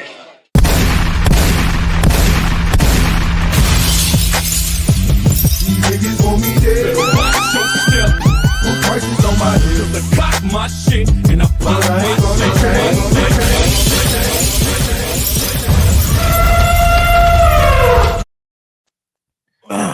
All right, cool. So listen, it's always the niggas without hair trying to motherfucking shame the niggas that's got hair. Brother, you ain't seen hair since motherfucking. You got a great hairline, respectfully, bro. Your middle, you got a great hairline. Your middle school motherfucking graduation picture, brother. So let's not do this. And for whatever reason, you still got a George Jefferson on the side. You definitely not gonna win this motherfucking roasting shit with me. Oh yeah, it's bald and it grows fast on the side. The side though, brother. The side. Yeah, it grows fast over here, man. Hey, I might take a flight to Turkish Hairlines. You never know, bro. Nigga. Oh, so you can change your mind, but we'll get back to that, okay? So, yeah, because I can adapt and evolve, unlike you. Why are you talking to me about the toilet seat, brother? One thing I ain't never ever did is hit no motherfucking, oh, she should be dating me shit. Again, I don't know who you listening to, dog. I'm listening to you, bro. You got all this built up shit against me, which this is my first time I remember even having a conversation with you. So let me break this down. First conversation. And brother, you don't know how to not cut people off, brother. Goddamn, just get your turn. So listen, brother. Right. Again, you have gone so far of a stretch to try now to compare heterosexual and non-heterosexual relationships to beats and clothing, nigga. You know how far I'm Mr. Fantastic and you reaching, okay? Bro. Nothing you're saying is making sense, dog. I am simply talking about the original fucking way that human beings get here. The way that 90% of human hold on, brother. No, because you're rambling now. No, because you're rambling now. Brother, you wait, started I'm not this rambling, whole panel nigga. I didn't off. cut you You off. started the whole panel off. Can you shut with the fuck up while I'm talking? TikTok. I didn't cut you off at all. Bro, I you are rambling. Do not see nothing. Oh God. Fam, I didn't cut you off at one. I didn't cut you off not one time. Bro. You're good. I'm gonna listen to your wrong stuff. My bad. The way I'm not wrong. So I actually was wrong on the last one. The way that 100% of people get here is through sexual intercourse between men and women. So even those adopted kids you're talking about, even though they may not have their original family, they got here from the only way to make human beings. You fucking genius. Okay. So when you ask that question, I agree with you. Jesus Christ. You are fucking dog, you're not saying nothing. Can you hurry up and get to the point? Hurry up and get to the point. Nigga, you talk for fucking 10 minutes with them corny ass jokes. Yes, because you're not talking about anything. So I had to do your work for you, bro. Hurry up. Jesus Christ, man. Look, Carlos Buzer, listen, man. You didn't make it that long in the league for a reason. Listen, dog. I'm telling you, bro, nothing you're saying is nothing emoting, and for whatever reason, you done built up a whole bunch of make-believe shit I said. Nigga, I ain't never worried about another man's dick, my nigga. I got too many hoes on my own. Okay. Right. Now, secondly, when I'm talking about the deadly fucking effects of black women out here dealing with gay niggas, that's dealing with gay niggas, and then coming back and dealing with straight men, that is what I'm referencing, brother. I've never once in my she should be dealing with me. You never heard me say that shit, nigga. Right. So Okay, please don't so put the line that's jacket on me. Right. Okay, so now that you're done, I'm going to respectfully respond, and by saying you literally started this panel off hating on a couple that had nothing to do with you simply because he looked gay. That's how you started this panel off, Mr. Fantastic, not anybody else. Right? You started this panel hating on people that got nothing to do with you. You're the one who got people living rent-free in your head. So yes, I do feel some type of way because I don't understand how guys like you get so pissed off at other people living their life, and it got nothing to do with you, bro. Like, dog, if you get this many women like you say you do, why are you so miserable? Why are you constantly up here trashing black women if you having such a great time? Why are you up here always trashing the LBGT if you having such a great life, bro? You know why I'm pressed right now? Because it's niggas like you who vote to violate them people's rights. That's why I'm pressed, bro. Okay. All they do is exist. Bro, there has not been one gay dude that has kept you from trying to get the baddie you want. Not one gay dude. Not one lesbian girl took your girl, bro. Not one gay dude is the reason your phone bill high. Not one gay dude is the reason you're the rich too expensive. A lesbian's not the reason you got divorced. Stop blaming other people for why you miserable, bro. Because that shit pisses me off because I see y'all niggas come out here, vote to take these people's rights away, and all they doing is existing. All they did was exist, bro. And look at you. You start this panel off hating. Off of people happy, dog. Yeah, that pisses me off, dog. That absolutely pisses me off. Okay, gay Avenger. You got it, brother. You gonna take up all the gay people. Hey, bro, you can call me whatever you want, bro. I know I'm better than you. I'll be the gay Avenger, bro. I'm still better than you. A form of fashion, brother. Listen, I can tell you this right here. Hey, brother. bro, go Pride Month, baby. I love you guys. Yeah, hey, man, listen, man, that's your thing, man. Hey, if you are, brother, you are a protector, brother, be that, brother, be pride. Hey, gay people, black men, black women, Puerto Rican dudes, white dudes. Hey, I protect everybody from the likes of you, Mr. Fantastic, because you scum. Mr. Fantastic, you a villain, bro. You a villain. I'll be that. Yeah. I'll be that. I was born in it, brother. I'll be that. That's now, not something to be proud of, bro. You understand that, right? There he is. Not something really to be proud of. So again, brother, I don't know where you're getting this miserable shit from, my nigga. I don't really know where you get that from. Yo, you sound nervous right now. Why you rubbing your hands like that, bro? Why you rubbing your hands like that, bro? Bro, this might be risky.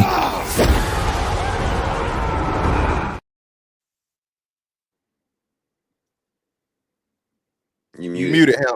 So they kicked off Truth for 10 minutes, but I think he gonna be back shortly.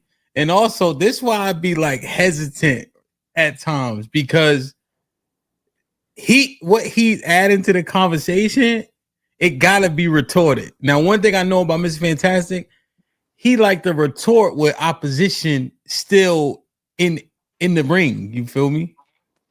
But go ahead, Mr. Fantastic. Truth can hear you. Go ahead. Well, no, it's cool. I can wait. If he be back because he got another 20 and another 10 on his head.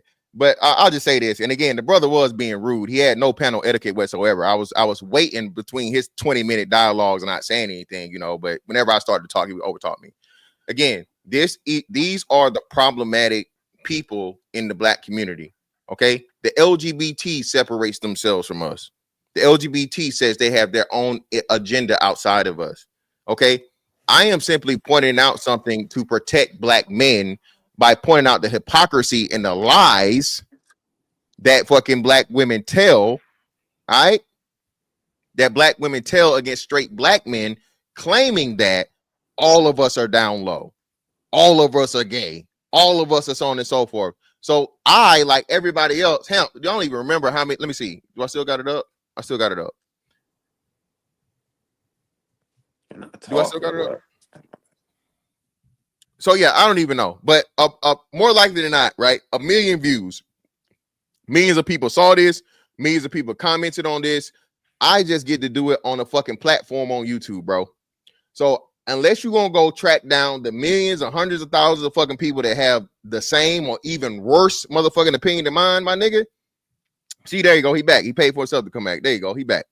Truth, you know. All right. He not even in the back. Truth, I'll drop the link for you again. All right. So that right there is even crazy. And for this nigga to talk about all I talk about is dick is wild. Pause. My nigga, what? I don't even talk about my dick.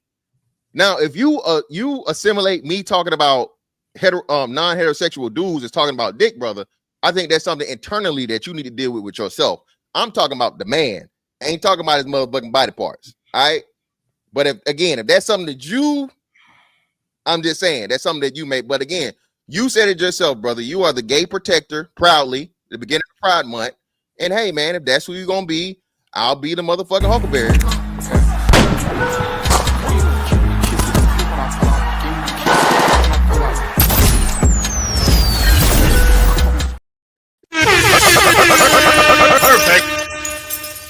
Hey, bro.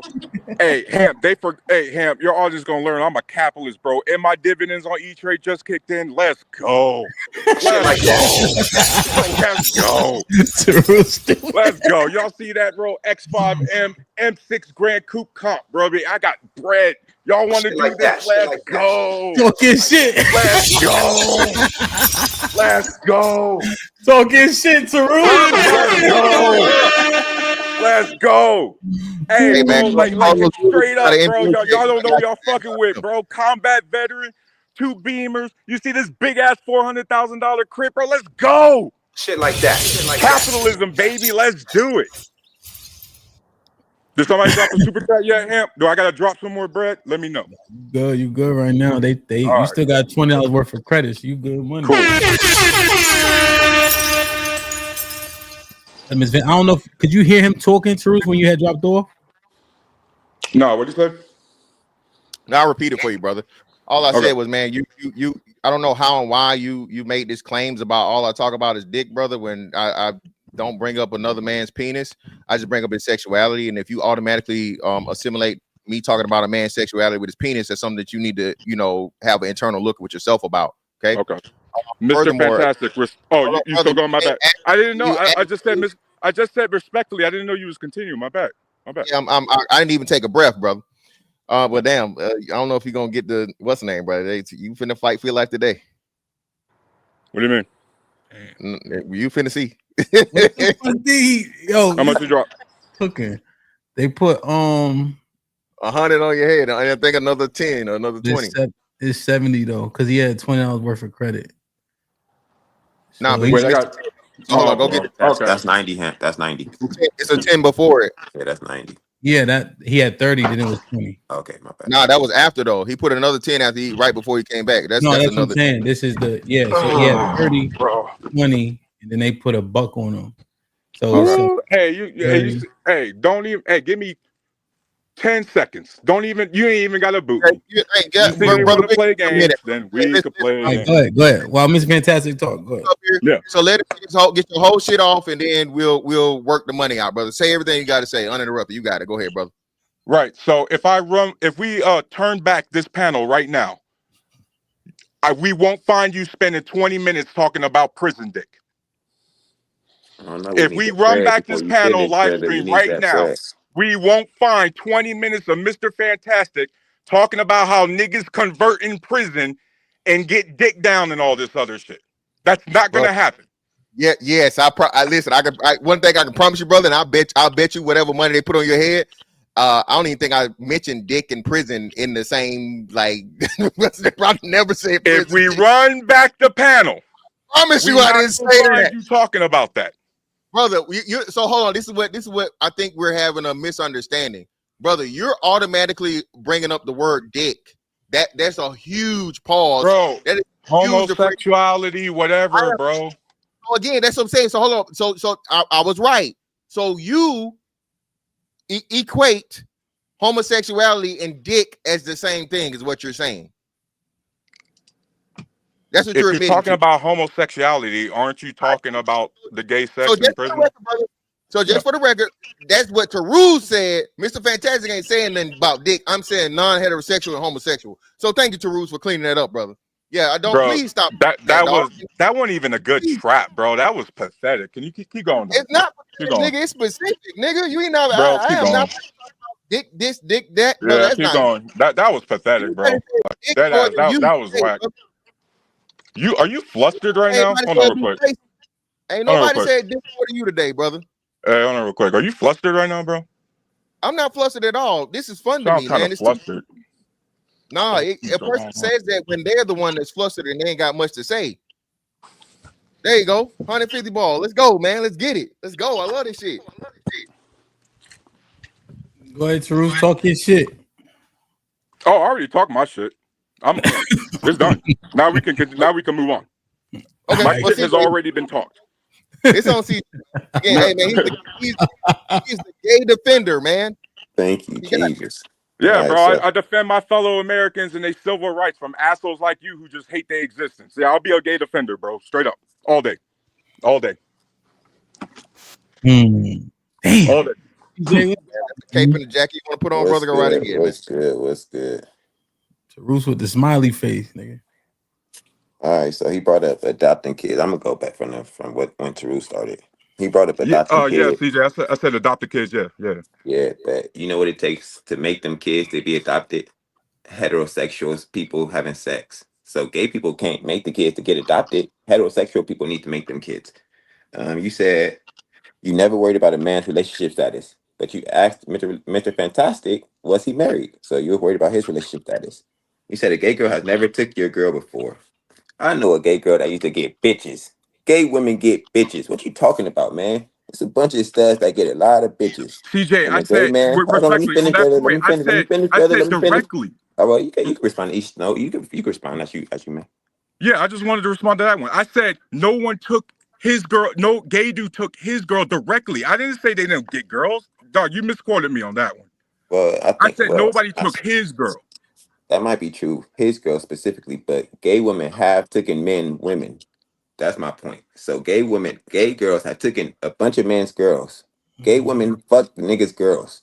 All right, and then a gay man. CJ, are you? So he was saying Miss Fan. It never happened to Miss Fantastic. Yeah, I'll concede to that. Sure. Okay. I don't know Mr. Fantastic Life. It never happened to you? Nah, I don't think gay women ever. Well, I don't know. Feel me? I don't know. They never took my girl, but You want to know, right, CJ? Because at least the girls you pursued, it ain't been a problem. I know. You see what I mean? I Just know. be honest, I know. dog. Wait. Just be honest, So man. specifically, hold on. Come on, dog. You can't just tell the truth. So specifically, no gay girl has took my girl, but I know women be eating pussy, and probably my exes probably ate some pussy in them relationships. But all right, so And did gay that men never. negative? Did I'm that gonna go back. affect you negatively? I'm gonna address that Okay. because that's in the beginning. Feel me? That kind of goes back to the beginning of the topic. And then you said a gay man never hated on you. Like gay men don't hate on straight men when they trying to talk to their female friend. The gay man don't sit there hating. Nah, girl, don't do that. Nah, like gay men hate all the fucking time. All right, so and to the point of the topic. So you said so women do like men. They like using gay men because gay men support their degenerate behavior. Gay men support women's degenerate behavior. That's why they like being around gay men. And if the gay man look good enough to them in their eyes, they'll fuck them. Yeah, of course. Wait. See, we don't support women's degenerate behavior. No, we argue all the time. We want women to be better. This is what the whole panels are about. We want women. No, I understand. I know what we say. I'm just simply saying, and I understand. I catch your drift. But we also put dick in any woman we could get our hands on consensually, regardless of how she behaving. So, like, let's say we go out on a date, right? And you know that you not gonna wife her.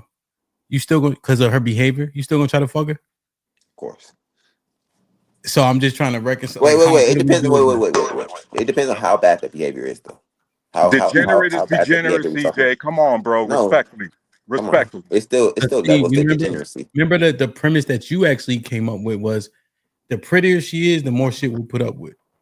And that's still true to this day. So is that degenerate behavior?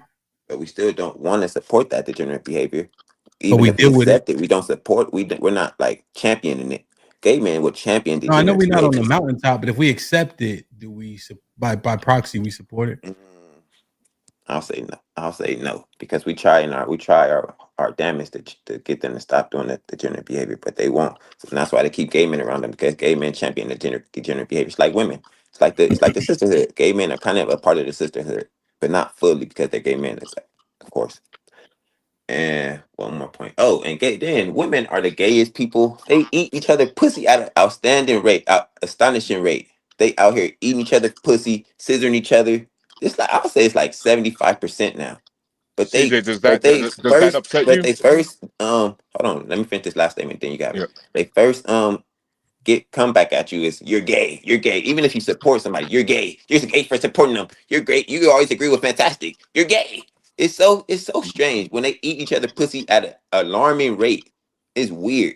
And I'll end it there. Go ahead, Mr. Toulouse, brother. All right, so I'm gonna respond to a few of your points, but I'll try to make this conversational, bro. I'm passionate. My bad. So the last point you made, women eating pussy, does that upset you? No, I don't care. Then why do you bring it up? Because they got the nerve to try to call somebody gay when they're the gayest group of people in America. Why do they use this insult of you're gay when they're gay?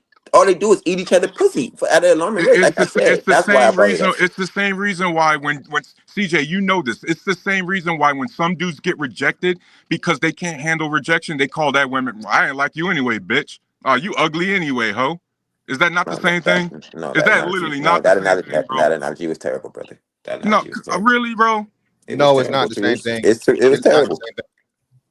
Go ahead, Fantastic. If a woman Yes, called it him is, ugly, bro. a woman said he was, no, it's not, brother. If a woman said he was unattractive or he was broke or whatever, again, a man, they just think right.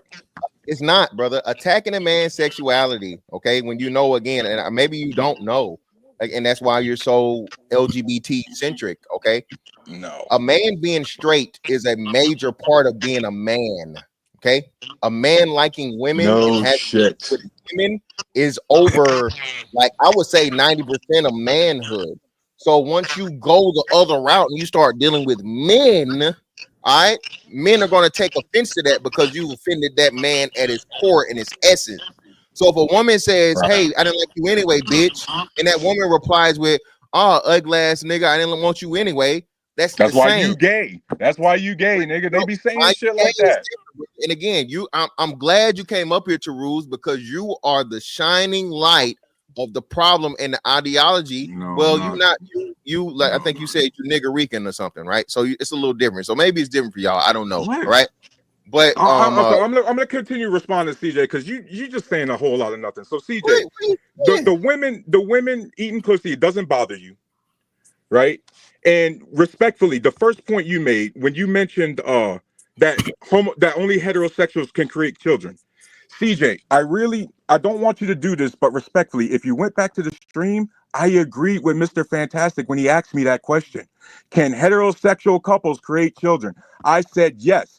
But he was asking in the context of a family, CJ. So in the context of creating a family, CJ, are there not plenty of kids in the foster care system, in the adoption homes all around the world that people, heterosexual and homosexual couples, can create a family? No, I thought his argument is if too many people are homosexual, then we will go extinct. But there's not. They're less than 10% of the population, CJ, and then even less. And the CJ, that's just the LBGT. Even less of that percentage are in relationships, right? Just like right, 50% of the world population are men, but not 50% of men are married, right? Even less of that population is married. So it's the same thing. The LBGT, maybe 10% of the population, even less than that are in relationships. What a hater. I'm chilling. I'm about to take a nap and listen from the clouds, man. Niggas is haters. This might be risky. They kicked CJ off for 10 minutes and said, take 10 to regroup and recover, CJ. Yeah, CJ was talking about a couple different points, but they weren't in unison, nor were they discussed simultaneously. So it's kind of like, I don't think he was doing it purposely, but he was like conflating conflating the different things that were being talked about. KG, what's popping? Go with it, Doc. You good, Man, this brother here, man. You know what I'm saying? I really can't talk with him because he's not biblical, he's not spiritual. So it's like we'll be going on two different realms. You know what I'm saying? It's an abomination to me. So there is no in between with me. So But it's really hard to just. do your thing though. Do this though. I don't want to disrespect your religion, bro. Like, Well, I don't want to get into that debate. But KG, state your stance, and then he may or may not be able to respond. You know, state your premise and your stance. But my stance is biblically it's wrong. So I'm gonna go by that moral. It's an abomination in the Most High eyes. So that's the only way I can see it. You know what I'm saying? Now, is it hurting me physically? No. I can't say, can I put them, but can I rebuke it and then not want it in my community? Yes. Is it hurting me? Am I going to go out and bash them? No. But can I rebuke it? Yes. You know what I'm saying? So, yeah. So I'm not going to, so I can't really go with him and say they're not hurting, but they in a broader spectrum, I believe it's hurting our community. KG, can I ask you some follow-up questions, like a conversation with this? Go ahead.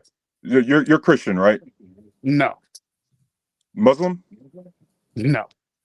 Are you just spiritual? Just spiritual? I'm Israelite. Okay. So I respect your religious beliefs, but you also understand that even though you believe how you believe, do you think it would be wrong if you voted that way in a secular country?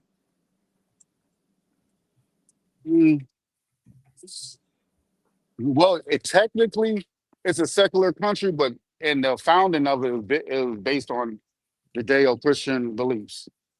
Respectfully, KG, at our founding, we are a secular country, and it was made very, very by the book and written in stone.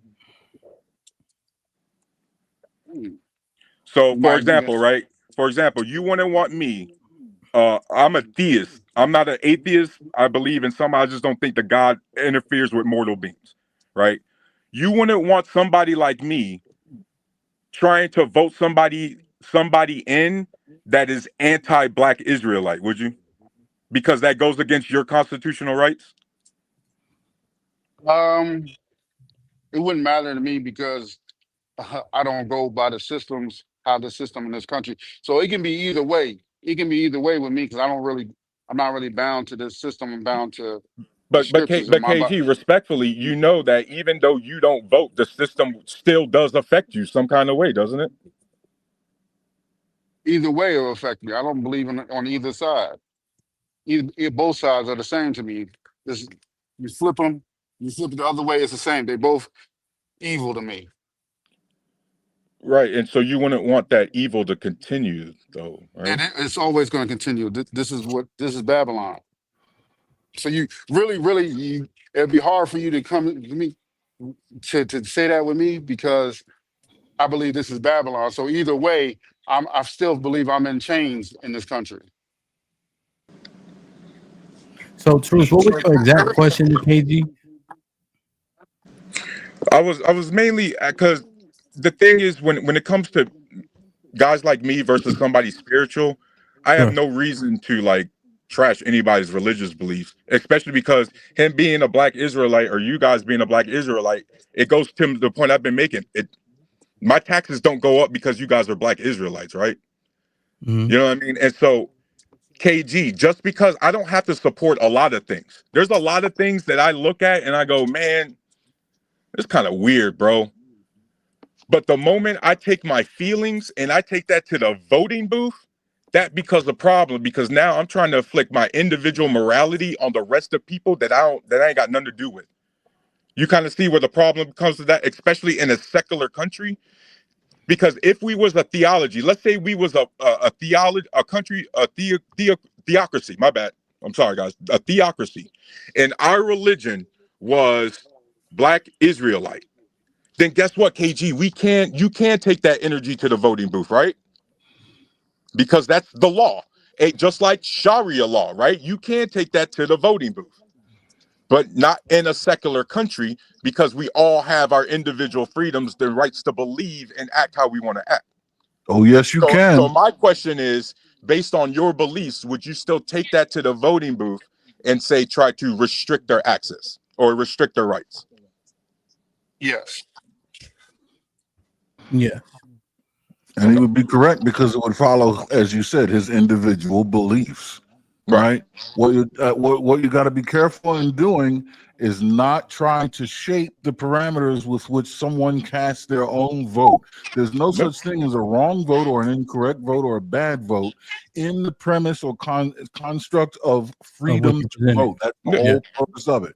You can vote because a unicorn told you so. You don't have to agree with it, but it's their right to vote based on their constructs and beliefs. Yeah, because Taru, think about it. If he were to not bring his ideology to the voting booth, that would go against your ideology, right?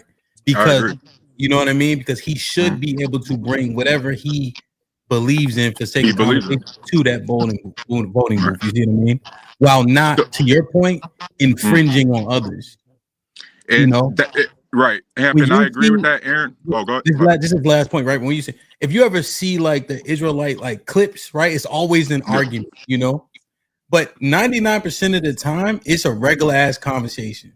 No matter who comes over there, to be 100% honest. And you only see those things happening is because people like to start to try to like, you know, dig in, antagonize, and etc. But most of the time, anybody can come and say, "Hey, so what's this? What's that?" You know, and it goes decently smooth. You know what I'm saying? There's no commandment or law that say we gotta cuss people out and fight. That ain't the goal. You know, but the sensational stuff is what brings views. You know what I'm saying? So yeah. Well, so for Ham and Aaron, I agree, and KG, I agree. Like you do take your values to the booth. But it goes to my further point is, what would our country? So, Aaron, because I haven't heard you speak. It's been a while since we chopped it up. Aaron, specifically, what would this country look like if people actually took their followings of Christ to the voting booth? A lot like the way it looks now, because the legal construct of this country is largely predicated on the Bible. Right, so it would look a lot like the way it does now, and it would just be accurate to. It would be an accurate snapshot of and total average of the sum of the people that live here. I mean, there's no other way. It would be a lot less precise than like a Sharia law, but see, that's the whole point. They're forced into that ideology, or if you want to make it an economic conversation. Socialism and communist countries, you know what I mean? Like they're forced into that ideology. Ours would be an amalgamation that kind of leans toward a specific direction, which is exactly what it is, an amalgamation that kind of leans towards the King James Bible, or Christianity, as it were. Yeah. So respectfully, I have to disagree with that, because we have biblical aspects in this country, not Christ followings. Right. If we had actual followers of Christ taking that to the booth, we wouldn't have a homeless problem like we do now. Just for one of many examples, Aaron. And so my thing, and so that's what I'm trying to say. Like, I can disagree with your principles. Okay, I see your differentiation, Taru. Yeah, but that's why I articulated more so the Bible, right? And I kind of leaned away from using the word Christianity, but use the biblical text as kind of like the precursor to the legal text. And a lot of the traditions that support the legal text and the legal process, like when you go to a court and you swear on the what? Now you can opt for another, but the Bible. You can opt for another, but the initial assumption is, you know, even with the Pledge of Allegiance, it's all predicated on the Bible. Just to expedite it, right? So what it is two different things that are being discussed, right? Because when Terus is saying if people were voting their belief, which is to be Christ-like, they'll be what should be based on their understanding, right? The majority understanding is there should be less issue, right? But that's why he's saying they could be saying all that shit, but it's not coming to fruition if you were being Christ-like as they understand it. So I see that. I see what he's saying based on that premise.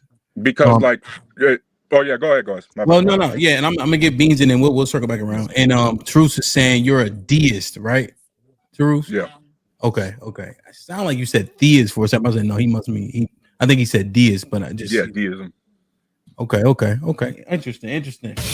Beans, what's popping? Let me just get these two chats. The male feminist with the tells are y'all anti-LGBTQ? JT, what's popping with the 2000 says eating pussy at an alarming rate is wild. But it's true. So CJ got a $10 credit from Bino. Bino said, "Don't get used to it, CJ, but nah, get back up there." Granny in the Granny with the 20 ball says, "This is Beans' credit!" Exclamation point. Do as you will, player. Beans, what's goodie? You on mute just in case. Yeah, I had some music playing in the background. I didn't want to mess up the stream. What's up though? What's good?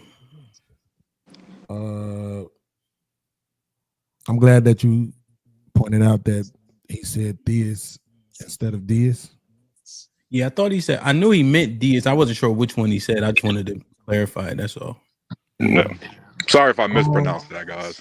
It's all good. We ain't gonna tell nobody else. Yeah, it ain't you, it's me. I got OCD, like straight like that, man. Salute. What up, Freaky Zeke in the building? Was popping with Freaky Zeke? Yeah, Freaky Zeke. So y'all remember Freaky Ty? No, I know Freaky Zeke. Freaky Zeke is diplomats. Yeah, that's all. Go ahead, talk your shit, Beans. What's popping? So, and I don't want this to come off as like I'm always trying to find a way to disagree with Fantastic, because I'm not necessarily disagreeing with him. But I do want to say that I think you were wrong as far as not accepting his analogy about women when men try to holler at them and they get turned down and then they say, with your ugly ass. I think what he's highlighting is that the attack of the ego is the same. So what's a woman's ego built on? How she look, right?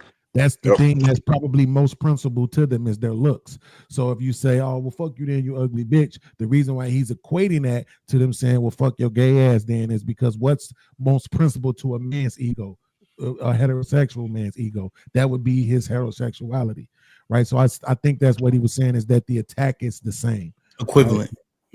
We need to be able to understand that and not necessarily just disagree because of the fact that they aren't the same. I think people get confused to what an analogy is.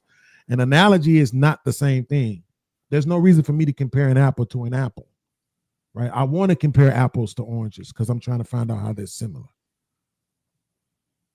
So you would say, as an example, analogy to, if we're talking about an apple as an analogy, you bring up an orange, right? So you can see differences, but they both have seeds, right? Yeah, right. You want to help clarify how they're the same. Yeah. So, and then help clarify this is why this is also a fruit. Absolutely. No pun intended, right? But the analogy, no, because, but it wasn't just saying this attack. But I said the analogy was terrible because I compared it to women are the thing that they're calling you. Not that you're just ugly, so they're calling you ugly. It's that they're gay, but they're calling you gay because they disagree with what you're saying. Is that But CJ, just like what we're saying is that's an attack on their femininity, so they attack our masculinity, and vice versa. That's the equivalent. Yeah, and it's the attack on the masculinity versus the attack on the femininity. But my point was the hypocrisy. My point was the hypocrisy. My point was the hypocrisy, Beans. And that's also hold on, but CJ, because you will also have to concede that you would say no ugly men say that. And let's just be honest. Of course, some ugly men have said, I didn't want to talk to your ugly ass anyway, right? You know what I'm saying? So that's why, like, some shit, just we gotta kind of like not try to focus on where somebody mic is see terrible. where it's the same at, so that way we can have a more inclusive conversation. Yeah. So CJ, yeah. So an ugly nigga replied about talking about ugly, but also the difference. The reason why I don't think it fits is because we also understand a man being gay and a woman being gay based on what we talk about is not even a correlation. it's not even the same thing. So even if she does like girls too, if he like boys, we know that he gay, he ain't bi. We say time and time again that women go both ways. So we can't even compare that. Yeah, so the problem with that would still be that is the Hey, go-to. 1 second, Mr. Hey, Fantastic. Tarus Tarus, is horrible. Tarus, Tarus, can you hear me? You got a little bit of feedback. Yeah, just mute, and then when you talking, you be good. Go ahead. All right, cool. So it isn't just for that analogy. So when you understand that that's the blanket analogy for everything. I don't want your number. Oh, bitch, you ugly. Oh, you gay. Oh, the relationship didn't work out. The nigga was gay. You're judging black women for their hair, for weave. Nigga, you gay. So that's why it doesn't fit. I'm looking at the overarching full context of what it is. That's the default response for black women to anything when black men disagree with them. Nigga, you gay. So no, that's why it's not equivalent. If I insult your looks, you insult my look. That's equivalent. So, okay. So hold on, I'm almost done. I ain't saying that for like 20 minutes. So when we're exchanging insults, right? If me and you are exchanging insults, and I start talking about your kids, oh well, we was both doing insults, so it's all fair. No, we know it's not fair. Okay, if we joning each other, let's fucking jones each other or roast each other. Don't bring kids and family into it. That's what black women do. They always overstep, and more likely than not, the answer is you're gay. So no, stop making excuses to the bullshit for them motherfucking taking it somewhere that don't have to be. Keep things equal. So just to and Beans, you got the floor. Calling a nigga gay is equivalent to a nigga saying MD. Mr. Fantastic. Exactly. Okay. Beans was good. If you wanted to say something, well, I wasn't. Yeah, I'm not sure if you understand it, but that was a horrible comparison. Because of the fact that if you're talking about the kids, you're talking about something external from the person, right? If whether I call you ugly or whether I call you gay, I'm still in fact talking about you, right? And to your point, you're saying that the point of it is to insult, right? But what is the point of you saying gay? Because you are attacking the man where you believe he's most vulnerable, right? It's the most disrespectful thing you can say to a man. He just said, right? try to understand the analogy. But he said that analogy was horrible when he said No, it's overstepping the boundary. The comparison, it doesn't fit because he's making the statement that if we're talking about each other, let's keep it on each other. So I'm saying the kid comparison, because I may have misheard him, but it sounded like he was using that as an example in comparison to the woman. He did say that, but then he made it about overstepping the boundaries. He said it's we're not justifying. I'm here. Right? I'm here, so let me reiterate. So I'm gonna say it again. I want to be able to finish a thought completely, though. Okay. Right? Like, and I'm not paying $150 to do it. The fact of the matter is, what I'm saying is, I couldn't do it. What I'm saying is that at the end of the day, if you take the women, if the point is that they're trying to insult you, right? They're not trying to be fair about it. They're not trying to be thoughtful about it or considerate about it. They're trying to attack you where they think you're most vulnerable at. A man's sexuality is where we are most vulnerable at. And you know why we know that's true? Because you niggas say pause to every single thing you say. I went in the restaurant, pause. I was behind the store, pause. Right? So we know that that's where men are most vulnerable at, is their sexuality. So that's where they're trying to attack you at. And men know where women are most insecure about is their looks. So that's where we attack them at. Right? Can I say or whether it's your fat. So the point is, Fantastic, that if I'm trying to insult you, it doesn't matter what the conversation is about. To your point, they'll say that to anything. Anytime you're being critical of women, yes. So you literally disagree with my point. I'm not. So you literally disagree with my point. I'm not disagreeing with you that they shouldn't do it. I'm not disagreeing with you that they use it for everything. But the fact of the matter is, it is an insult meant to attack you when you're vulnerable. Please, it doesn't. It's not about the shouldn't though. It's about it being you. You missed the most important part of what I said. Maybe I didn't emphasize it. Well, this part. No. You don't reiterate it. Right. What Beans is saying, they don't know you, regardless of what the conversation is. Do they know that the likelihood to get under your skin is by questioning your sexuality? Yes, please let me say this. Hold on. Yes, okay, Sam, so Mr. Fantastic saying it's a low blow Beans is saying, but that's an easy and consistent low blow to affect the majority of men who are approaching them that they have no idea who that person even is. If he say ugly bitch, that's the worst thing he could say to her. Instantly question his sexuality. You're going to get under his skin. She did what she needed to do. Well, ugly bitch is not as bad as fucking dirty hoe or slut or whatever. But we just saying what I'm saying. Listen, this is what I'm saying. Listen, if you tell a bitch you out here sucking all these motherfucking dicks and being a hoe and everybody running through you and you swallowing kids, that's a whole lot worse than just saying a bitch is ugly. But hey, that maybe we disagree there. It don't matter. Fantastic. Can I tell you why? Can I just really quickly? Same thing you said. Really quickly. Same thing you said, brother. No, you just remember. You got a good memory. So let me finish. Go ahead. Oh, I'm gonna say it again because you missed the most important part. That's why I want to respond because you're just going to repeat something. Blanket statement. It is a blanket statement that they use regardless of not even disrespect, but also disagreement. Yes. Okay.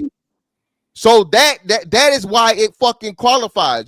We're talking about where two people are insulting each other, even when they're not insults. And it's my opinion that hey, you know, I don't understand the whole weave thing or you know these crazy eyelashes, you gay ass nigga.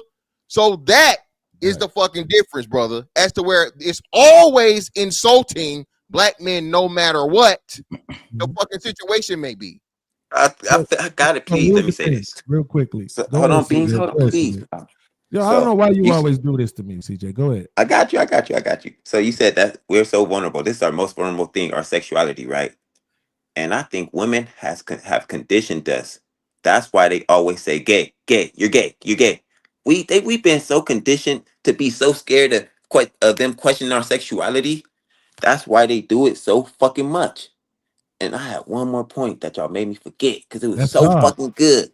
But so it's not really a vulnerability. They conditioned us to be vulnerable, and that's why we say the no pause shit. That's why we say the no homo shit. The pause. We've been conditioned by our women to believe that them questioning our sexuality has been the top of the list. So we have to chase women because if we don't like women, they're gonna question our sexuality. So now we gotta say this pause shit. There's no homo shit.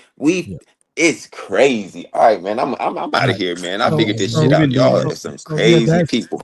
I'm gonna tell you something. As much as I talk, I do criticize women too as well. But y'all try to blame women for everything. I'm not blaming. Y'all just put it together.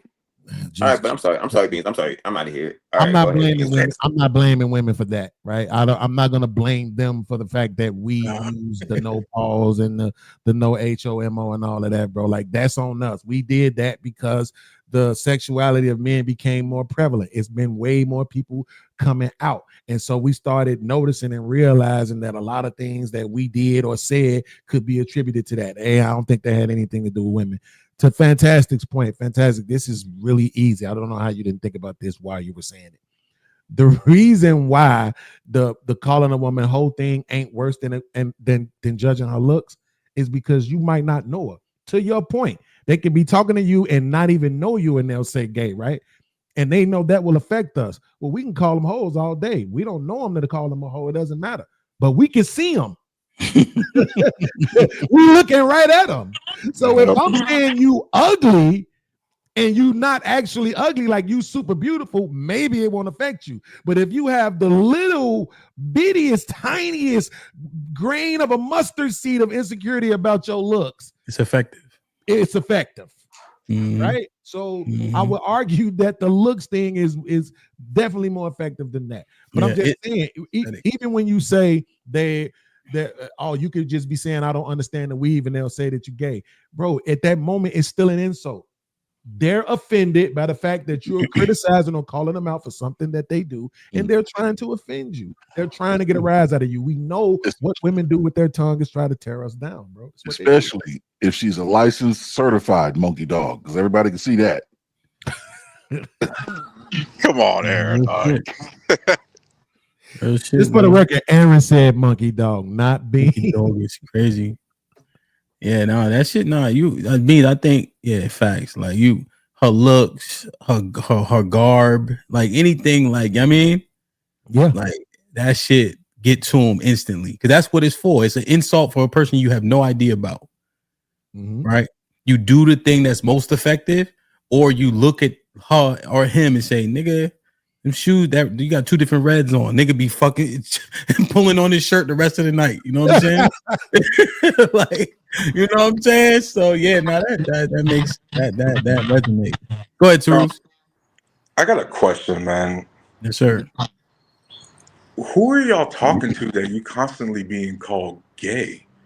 I got my Puerto Rican family straight from the Bronx, bro. My other family, all these black cousins, and I don't hear half this shit y'all talking about. I don't see half this shit. And then like when I interact with people, nobody's just being like, nigga, you gay. Like, where do y'all live, man? Yeah, but you don't have. Where is this happening? Yeah, but T, you don't have the same position as some of the more controversial men who parade these spaces, right? So I could see you fitting in very well into any environment, right? But Beans, let me just interject this really quick. Beans talk his shit, right?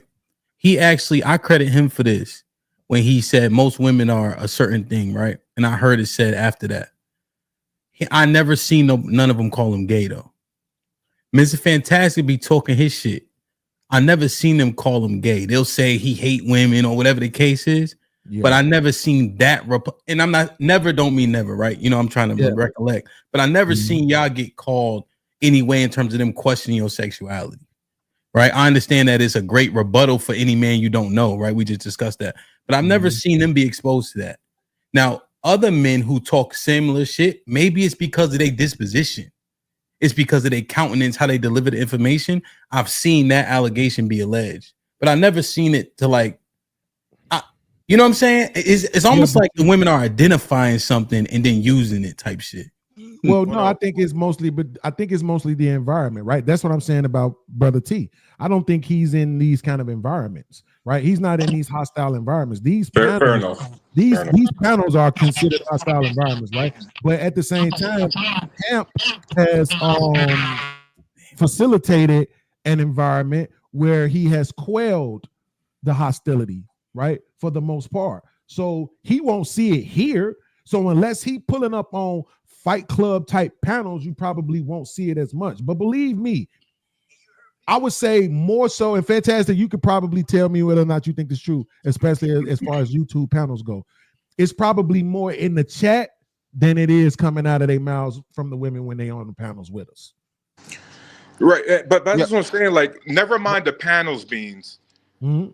Fantastic says it. Respectfully, okay. Mr. Fantastic, you bring it up as if this is happening like in the streets on a regular basis. Oh, that's because it is. So women are calling dudes gay, like hell yeah, out the woodwork on conversations like this. Yeah. Hold on, bro. So again, like I said, I'm just asking. If you are not a content creator, if you are not a person that brother, mute you up, brother. So again, man, y'all don't see a lot of this shit because again, most of y'all don't do fucking social media for a living, any way, shape, form, or fashion.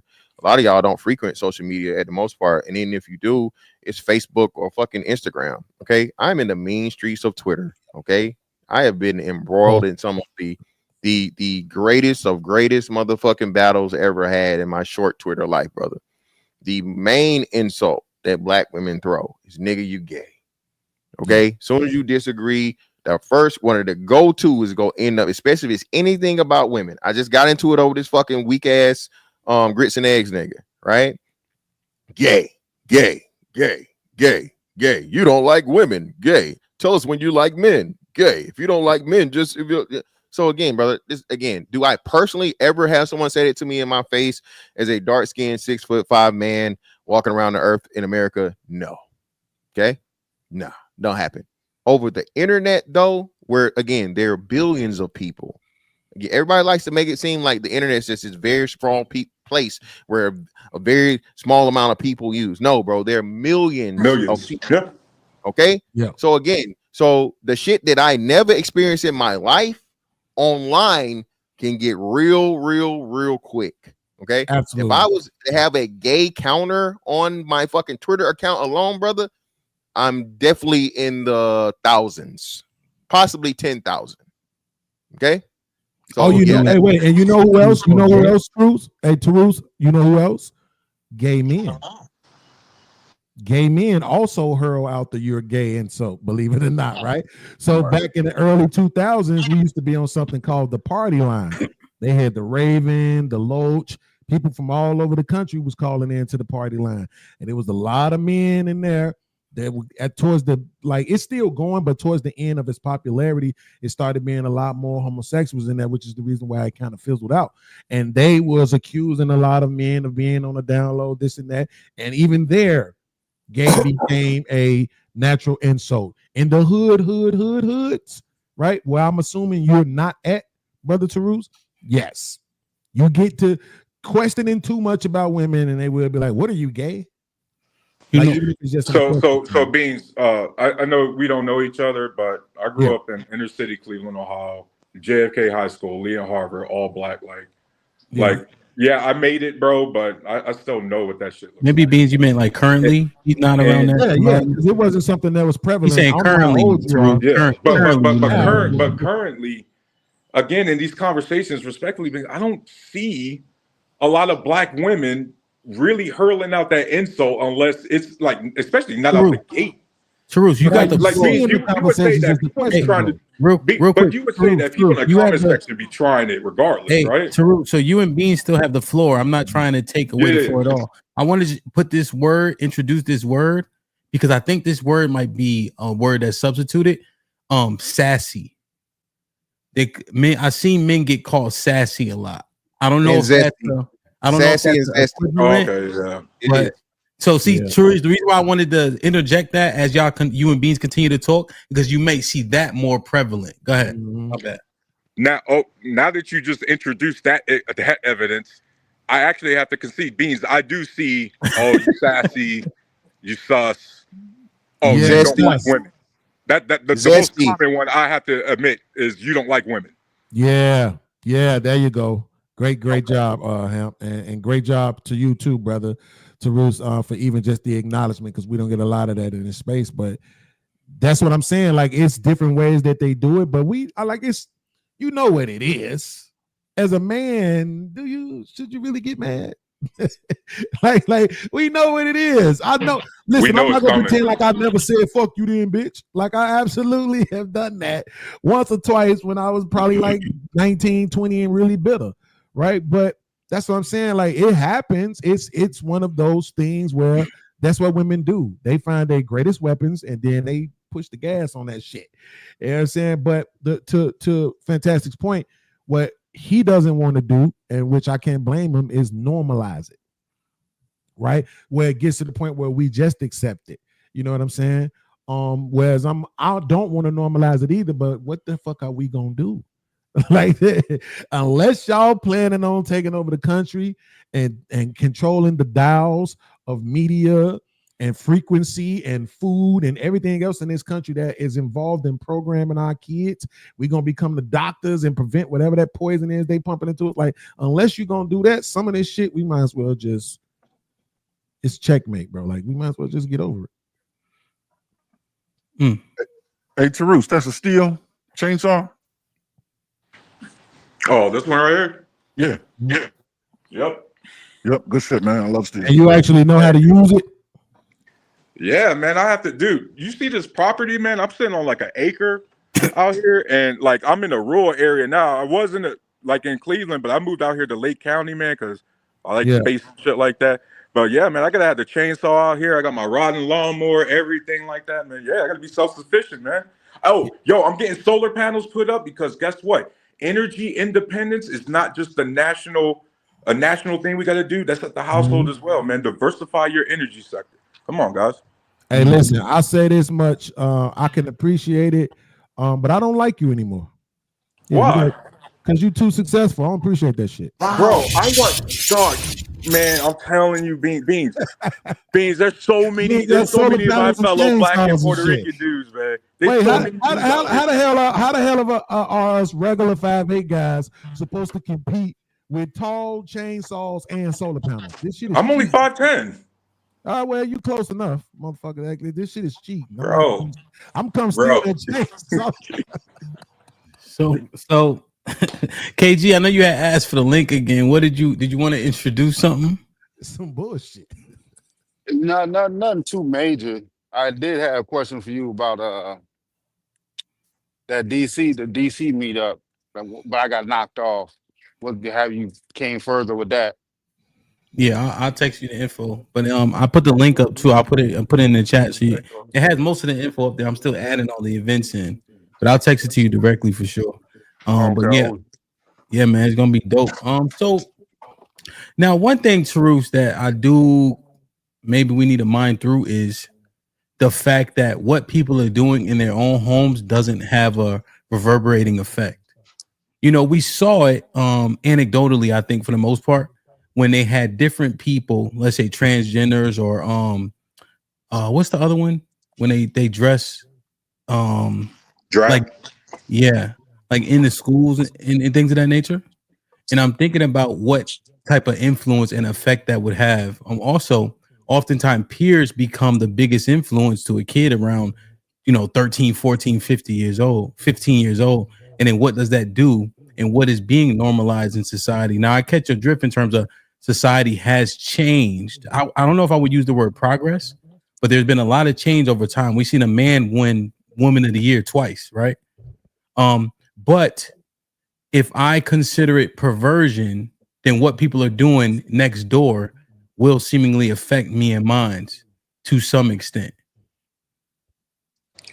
So I agree wholeheartedly with that. I want to be very clear. There is no aspect where you can consider any sort of group dynamics as not having some sort of direct or indirect impact. I think where we get into the problems is the sensationalization of that. Because for every single TikTok or article that somebody's going to bring up of this specific happens to just be a celebrity couple of the 1%, I'm going to look at the overall statistics of that population and go, how come I don't hear anything from the majority of them in this negative light? Right? Because for example, right, I look at some of the things that people say negatively about us Black men. Right? The most common thing that white people say about us, oh, there goes that 13%, 50% again, right? Real common. You know what happens when I look at the statistics? Not only are the majority of Black men and women obviously not criminals, not committing crimes, never been to jail, right?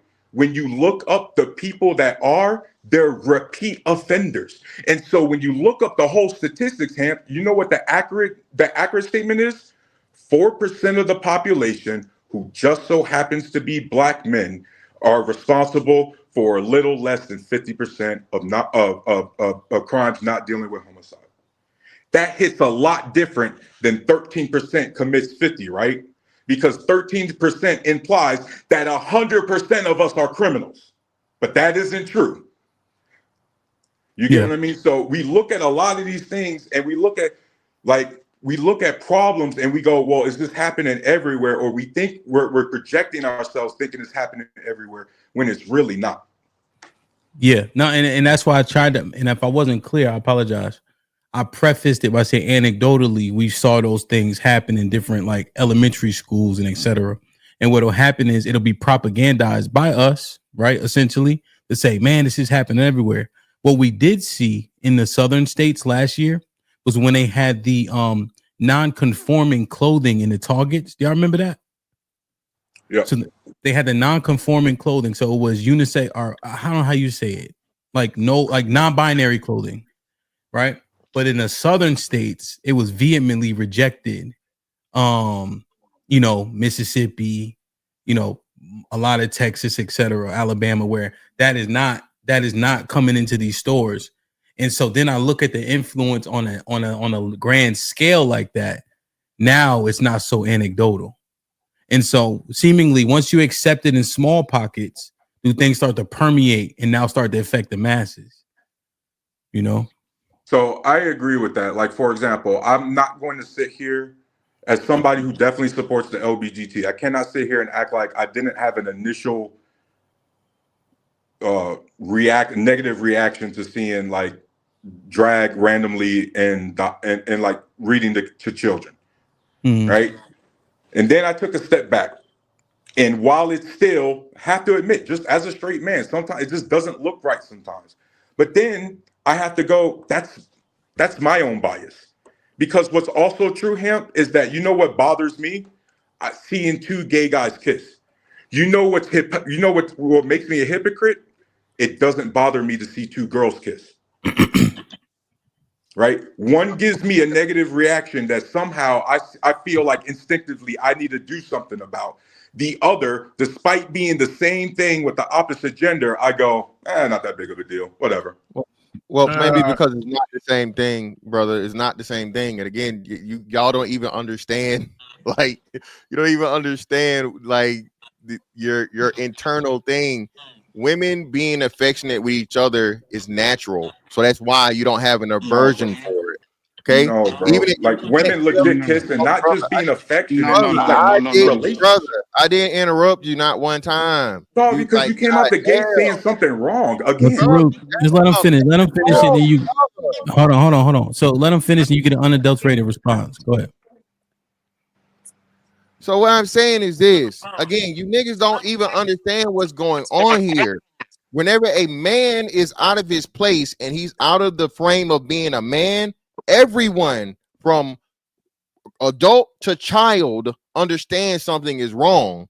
A woman being affectionate with another woman could be ambiguous because women are meant to be affectionate. Women kiss everybody, boy or girl, man or woman. It's not a problem. You will have the same aversion, brother, if you saw a man kissing a child that you knew for a fact was not his or related to him. Okay, that is your protector fucking instinct as a man to step in and be like, hey, this is not right. It's the same thing from a biological perspective. If you see men kissing in an intimate fashion, because I know some of you niggas gonna bring up, well, the mob kiss each other on the cheek and all this other shit. Okay, obviously, if you know niggas is out here tonguing each other down, you're gonna have a natural aversion for it. All right, it's just fucking natural. And the fact that y'all want to act like everybody gay today, that's wild to me. So again, all you straight niggas, man, I need to see y'all in wedding bells with these motherfucking gay ass relationships because this chat is wild. Y'all hoes too. So Ham, here's the problem that we're having right now is that Mr. Fantastic doesn't seem like he actually listens, because clearly when we're talking about, when I just mentioned the example of kissing, I'm talking about dudes that are clearly in a relationship that goes way past ambiguousness. Or I can't say that word. Sorry, guys. I'm a little bit banged. Yeah, but it goes way past that. It's the equivalent of two guys that are in a relationship showing PD versus two women, Mr. Fantastic, that are in a relationship showing PD. That's the same damn thing. But yeah, Again, that is hypocritical. Like honestly, Mr. Fantastic, just because you disagree, like it's still the truth, whether you agree with it or not. Okay, well, again, man, like I said, you came up here being the gay defender, brother. I'm gonna say this in the logical defender. Okay, no, you said you can't run away from it, brother. You said you're the gay defender, Pride Month, all that shit. Gay defender, all of it. Run from it. Okay. So again, right? People can do whatever the fuck they want. I say this all the time. Gay niggas can be gay, gay women can be gay. Do what the fuck you want. Okay. When you start bringing the kids into it, though, it's extremely problematic. Extremely problematic. Okay. Because now kids are impressionable. Kids learn through emulation. So a child that has two parents of the same sex does not understand the proper motherfucking family structure. And then furthermore, now, Hemp, how do you explain to your kids, if it ever happens, they're at school and they come and ask you, well, why does Timmy have two daddies? What do you say to that? Say to your kid, Hemp? Do you champion that relationship? No. All right, then. So it's funny to me how do you pull your kids out of your school if you find that out? Brother, I'm not cutting you off. I'm letting you get all your shit off, fam. You don't, right? Yeah. So again, it's funny to me for you niggas to be cool with redefining family at its core. That's exactly what's wrong with niggas. That's why I'm glad Buddy came up here today and did all this caping and capping and all this other fucking bullshit he's doing. Niggas have a fucking problem with saying, hey, do what you want, but do it over there because it's harmful to the group overall, right? It's harmful to the group overall. The whole motherfucking ideology of it is unnatural. Point blank, period. Yeah, so it's not point blank, period. You just spent your whole time saying a bunch of wrong things again. I'm really glad I came up here too, because honestly, you've just been taking L's after L's. To get back to what Camp was asking me, one of the things I have a problem with is there are some of those questionable books, Hamp, that are undeniable. Like, yo, how are these books even available in some of these libraries? Right? I'm not a librarian. I'm not a policy decision, but there's some things where you just go, right? And so, but there's a lot of things too where I have to, where with my kids specifically in the school district, I also don't see that. You know what I mean? I saw like in this little red county, Trump County here, for example, we had the anti-CRT people at the school districts, right? Campaigning on that. Nobody here knows what the hell CRT is. Nobody, you get what I mean? But it's just a buzzword to try to grift, to try to get money off of, to try to rally around troops and everything. But the reality is, it's like there are some things that yes, we have an aversion to, and we should be like, hey, point that out. Let's bring a flashlight to it. But that doesn't mean that our initial reaction, Hamp, is the right reaction. Okay, I got you. So you're affected initially, and then what do you do after that? The same thing I do with the news, bro. I take a step back and wait for the facts to come out. Just like shootings. I take a step back because I don't live in that state. I don't live in that city. I'm not in tune to that local community. I'm on the outside looking in. So I take a step back and wait for the facts to come out. Okay. So hypothetical situation, if they do have transgender or the cross-dress, whatever, I forget the name, reading to the school and the kids, do you allow your child to attend? Yes. Okay. I'll wait. Well, I guess so. So everything that you've heard from me so far, Hemp, other than that person being transgendered, what have they done? Other than existing. Okay, I got you. Can I answer? So what they've done is they have a level of mental confusion or disorder or whatever. It actually used to be qualified that is that in the DSM manual, but they took it out, right? To themselves that they're now going to exude out into the world, and not just the world, but children. Again, children are impressionable. A child cannot conceptualize something they've never been introduced to. A child automatically reacts and acts in a natural state. Okay. A child understands a boy and a girl just naturally, innately. They don't have to be told, they don't have to be taught. So you introduce a child, especially we're talking a young child, to a man that's dressed as a woman. Now you introduce confusion into that child's mind, and that can lead to who knows what else, right? This is the problem with this liberal ass ideology and mindset that everybody's trying to motherfucking promote out here. I can't believe the shit that you niggas is saying, bro. But at the same time, Mr. Fantastic, do you go to your local school district and read to the children? No, I do not. Then shut the fuck up. Because if you're not going to do it, stop complaining about other people who are. Stop complaining about other. See, this is the problem, Mr. Fantastic. You keep whining about what other people are doing, but you won't do it. Brother, watch your mouth. I'm not going to watch my mouth. I'm not going to watch my mouth. Why are you not, Mr. Fantastic? Why are you not reading to the children, Mr. Fantastic? If you have a problem with the drags, brother, then read to the we've been respectful this whole time, but shut the fuck up is not something I'm going to accept from a motherfucking. Bro, by the way, first off, you're going to have to accept it because I just said it, bro. So please, why are you not reading to the kids?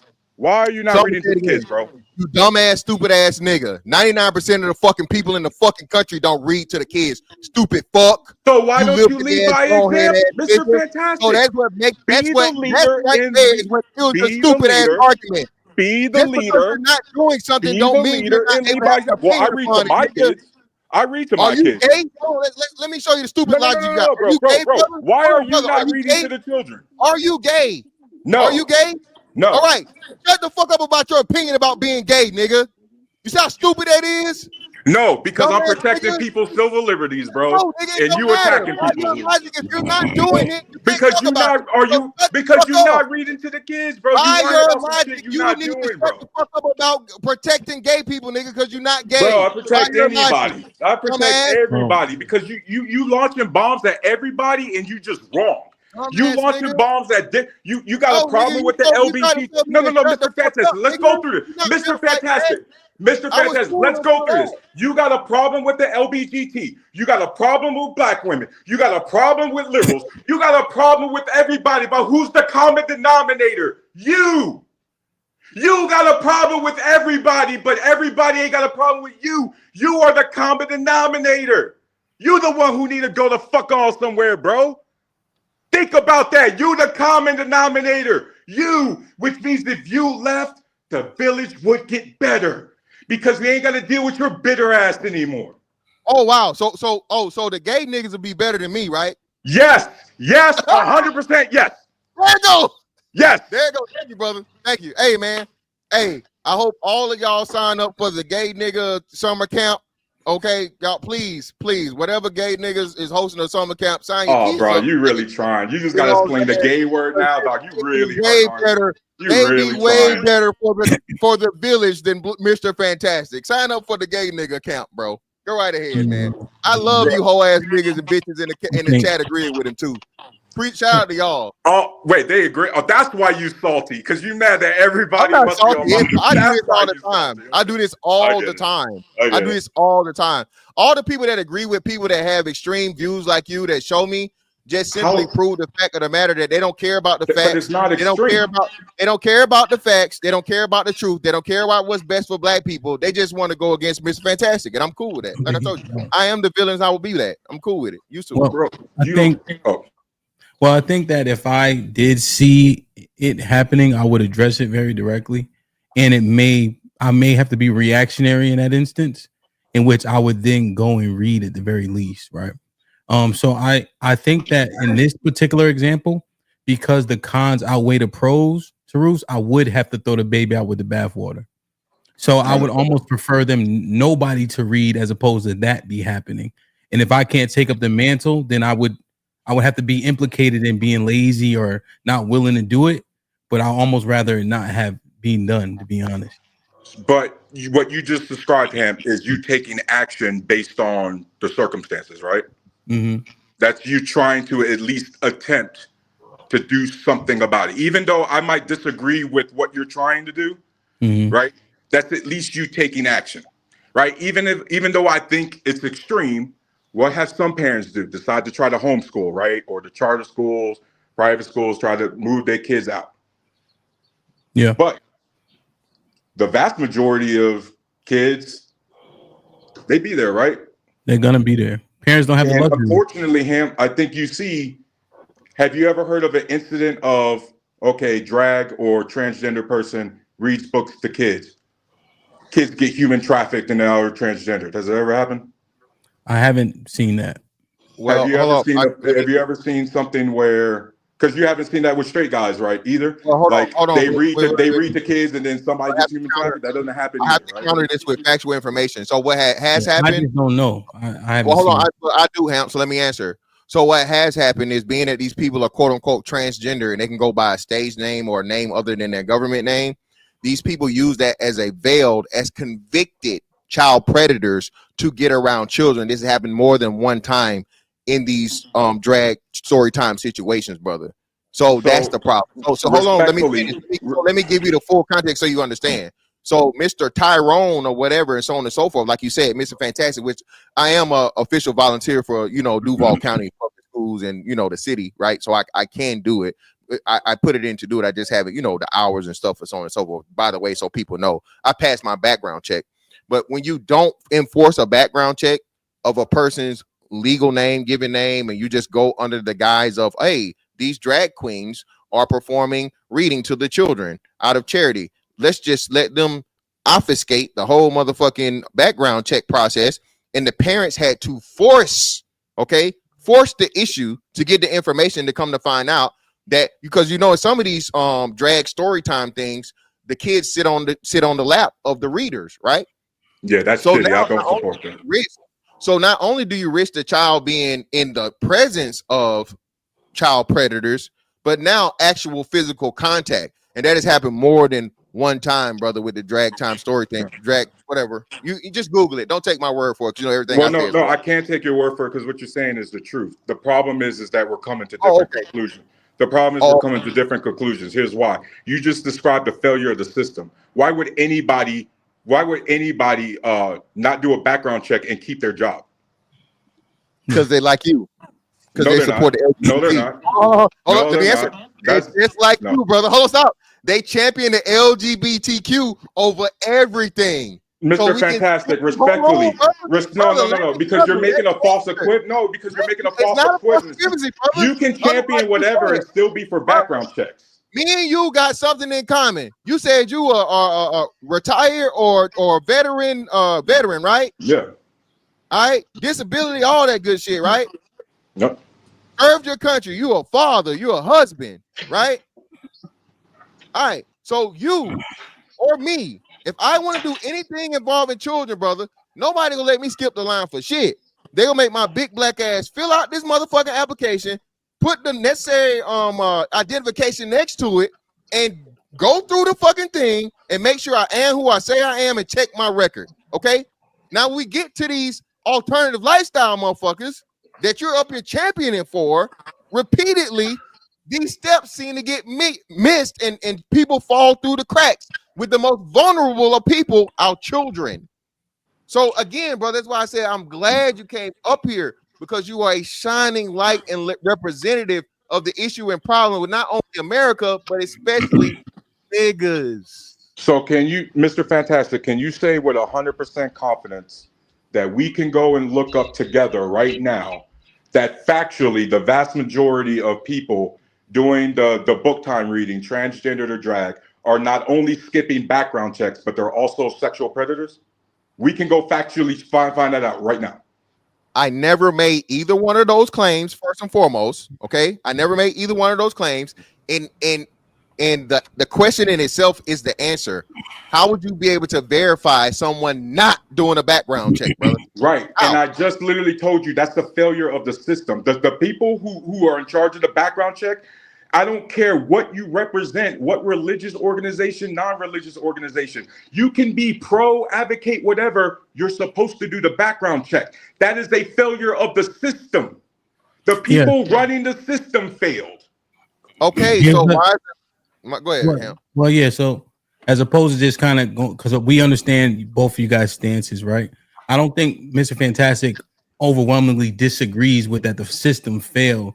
He's speaking on the reason why, right? So as an example, if I hold on, sorry, as an example, right? I was coaching high school football, so you can't have a record, right? Or they would scrutinize it if you did have a record, you know. But I was coaching for like 2 years because I was coaching freshmen. And so freshmen, whoever's going to coach the freshmen, just coach them, you know. But I was doing such a good job now I start coaching varsity. The head coach made a wave like, listen, don't worry about it. I'll take care of it. Because he knew that I was a benefit. It was a value to have me in there, you know. So what I have on my jacket is misdemeanor. So I probably would have got through anyway. But it was a foregone conclusion I was going to get through because the coach, right, wanted to make sure that I was qualified and able to coach the kids. So now I just liken that to what Mr. Fantastic is saying regarding the LGBT, maybe the pressures involved, how people obfuscate the process, meaning they kind of blur the lines to make it make sense, whether it be holding a background check, waiting 90 days, letting these people read on contingencies. So there's things that can happen. But Taru's point isn't negated. That's the system failed because the system doesn't have checks and balances. What? But Ham, can I ask you a question? Yes, sir. Because the thing I'm not understanding about this is, one, aren't the but did that make sense? Just in terms of absolutely, okay, okay. absolutely. What you said, absolutely on point. What I'm not understanding is, the trans people who are doing the reading, they're not teachers of the school. They're just doing some sort of reading, right? Mhm. Okay. And then the things that they're reading is trans material. Mm-mm. Also, Regular they're just material. reading regular stuff. Correct. Okay. So then my question to you, brother Tarus, would be, what's the benefit of that? I mean, isn't it the teacher's job to read to the students? Beans, respectfully, you're a little bit older than me, right? I'm 37. Yeah, absolutely. I'm So 30, you came 37 and a so half. when you went through school, we've always had special guests that came and publicly spoke, right? Maybe read to the kids and stuff like that. Yeah, but you just says you had special guests, right? It was something to that. They were a figment in some sort of arena that you're trying to push the kids towards, or you're trying to get the kids to explore or have them benefit with. They might have an astronaut come in. They might have a mathematician come in. Like these different kind of people. So if that's the case, they would have to be trying to promote this lifestyle then. Yeah, it'll be inspiration for sure. So can I pose Hold on. a hypothetical? And guys, please correct me if I'm wrong. Let's do this, Truth. Okay. Before you introduce it, propose a hypothetical. Beans will get a unless Aaron want to go. Beans, Aaron can respond to the hypothetical directly. Then I want to move over to Black America, triple trigger, cheek, just because we're trying to. Oh, yeah, Roger. Go ahead, Tarus. So Beans, and to the panel, please, guys, correct me if I'm wrong with this analogy, with this hypothetical. Mm-hmm. It's 1970. In Lily White, Wyoming, which is 99.9% white, Caucasian, less than 1% of any other demographic. They bring in a special guest from a black male from Tennessee to read a book. And again, these kids, Beans, have no exposure. The only time they've ever seen these guys is on TV, right? Right. Would the parents be correct, morally, legally, and ethically, if they're like, we need to remove our kid because we don't want our kids being exposed to another race? No. You said morally? No, I would say no, they wouldn't be right morally, because their objection is to the color of the person's skin, which technically can't really affect their children. It's nothing. Respectfully, Beans, in this country, don't we attract skin tone with culture? I know. Just let me finish responding. The thing about the color is, right, that even if you make the culture argument, he's obviously not presenting that, right? Because you could have added that in. So I don't want you to add it in now. Right. Let's say he's a professional type of guy. So he's not presenting the degeneracy of whatever people think black culture is, right? So he's presenting something specifically different. The only reason why I would argue against it from the moral standpoint is that they're just talking about a person's color. He's not presenting anything, maybe even against their own moral or ethics or principles. He could be a Christian just like them. He could be a doctor, whatever he is, just like the other person is. The only thing they're arguing with is his color. This is a little bit different because this is impacting, right, to the children's psyche, to the way that they question things. We know children are sponges, right? So that's what I'm saying. To me, I just don't understand the purpose of it, to be honest with you, unless you're trying to promote the culture itself. Unless you're trying to promote that. They bring in an astronaut to let the kids know, hey, you can be an astronaut. They bring in a mechanic to let the kids know, hey, you can be a mechanic. So if you're bringing in this person, the point is to say, hey, kids, you can be this. And that makes it problematic. All right, thank you, Beans. And guys, I'll just, again, if the analogy is wrong, please let me know. I hope everybody answers, because again, Beans, I should have brought up the culture, because as you know, in this country, we attach skin tone with culture, unfortunately. Yeah. And so if everybody else can please go, because I'm just listening. So, no, I don't think it's a good analogy on two fronts. Number one, just on appearance alone, one's skin tone cannot be changed, but one can change the way they dress. It is a choice. I mean, whether or not your sexuality, you believe that's your choice or not, what you choose to wear to the school is absolutely 100% your choice, but the color of your skin isn't your choice, all right? So that's number one. Number two, even if your sexuality is or isn't your choice, it's still an anomalous deviation from what biology says should be the status quo, right?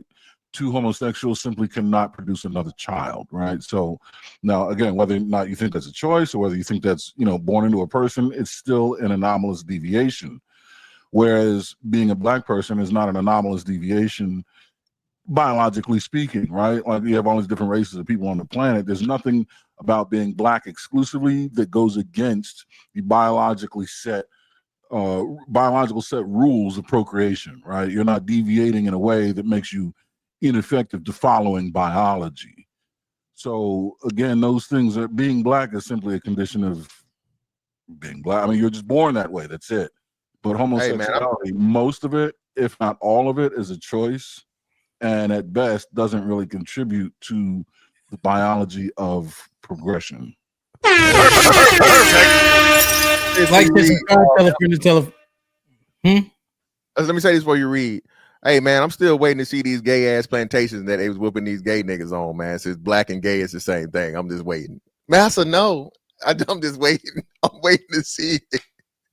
Like, share, subscribe, tell a friend, and tell a friend. Hit that like button right now if you can. That helps the channel the most. Sway with the $2. What up, Sway says 3 smart niggas and 4 slow niggas. If you know, you know. DC Slim with the $5 says, this dude is crushing Mr. Perfect. Those insecurities showed today. Name calling because he proved you wrong is weak.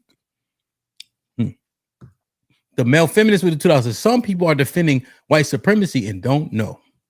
Aaron with the $2 says, Taru's verse fantastic in the ring next. Smooth was popping with the $10 says, Warlock said he can watch 2 men kissing long enough to determine that it's all right because they are in a relationship. Ellipsis. And proceeds to telling Mr. Fantastic he pulling stuff out his butt. Sit him down, please. The male feminist with the $2 says traditional values equals white supremacy. DC Slim with the $5 says, you've been calling him names from the start. Stop getting mad when he does the same. Your scam got exposed today. Reaper with the $2 says, did podcast just drink out of a 2-liter no frill soda? See, man, that's because you was blowing the screen up and shit. Man. That meal was diabolical. The male feminist with the $2 says, protect Tarus at all costs. Reaper with the $10 says, it's a matter of decency, Tarus. I don't want those trans to read in front of children when they are overly sexualizing themselves. Question should be is why they want to read to the kids in the first place. I think that kind of got mined out a little bit just now. Okay. The Will with the $5 says, what up, Doug Will says, shout out Ham for getting Carlos Boozer on the panel. Yeah, shit. Ruth's been hearing that since. Bro, goddamn. DC Slim with the $5 says, the system failed because the political shit y'all fell for with them Democrats. They pay Obama for this, and you can pay also. Reaper with the $10 says, what type of world we live in where we think it's okay for someone with their fake parts or ass out in a sexualizing manner be okay for kids to see? Why do they want to be around kids at all? Naked with the $5 says, conflating gay and black is real white supremacy. Smooth with the $5 says, there's always a nigga like Tarus, the ball spot, defending LGBTs. They say biggest cucks is in the military. He making a gorilla strong case for that. You want to respond to this, Tarus? Hey, you see that horseshoe right there, bro? That's experience, homeboy. Watch your mouth. Jesus. Naked. Okay, yeah, we got you conflating. Reaper with the $10 says, the trans shit been normalized to where kids are at the drag shows. Look up Desmond is amazing. A trans kid at a bar doing a fake strip show for grown adults. This is Babylon. I understand Thanos. Like, share, subscribe, tell a friend to tell a friend. Hit that like button right now if you can. That helps the channel. Black America was popping. Good afternoon. How's everybody doing? Regular. Maintaining. Regular. All right. So years ago, me, you, and Love was up on these panels. It was me, you, and Love. Mm-hmm. And I told you that these women are attracted to these fruity men. I told you that. You have it in your archive somewhere. Mm-hmm. I came up because of Mr. Tarus here. And he said something that kind of pricked me because it was like He said he can see two men kissing and it'll be an aversion to it, but for women it wouldn't bother him so much. And I don't even know if he sees it. And it's a couple of men that actually understand it. You have an aversion to it because men can actually do something to children. Nobody ever complains when the female school teacher has sex with the kids. She'll go to jail for 2-3 years. If it's a male school teacher that go have sex with a kid, they'll give him life, damn near 20 years. It's just a difference in the way that men see things and women see things. And then there's people like you say you just want to see it from everybody's side. We cannot see things from everybody's side. It's not safe. It wouldn't be safe for society to just say, hey, let them be them. It's not okay. It's not safe for the majority of society, because then people are just going to do whatever they want. And men are too strong. They will do exactly whatever they want. So I just came up to say that, but you guys are having a good conversation. Can I respectfully give you a rebuttal, Black America? Yeah, go ahead. Go ahead, sir. I don't know if you've noticed, but these female teachers have been getting caught up, have been going to prison. Yes, but it's not. They're going to prison. They're going to prison, but they're not getting any time. Right. Okay. But It's a difference between a man doing it and getting 20 years, and a woman doing it, a female teacher woman getting pregnant by a 15-year-old. Condense it. And going for 5 years. Yeah, it's for truth. He's simply pointing out the severity in prosecution. Right. And what I'm saying is I wish the severity went both ways.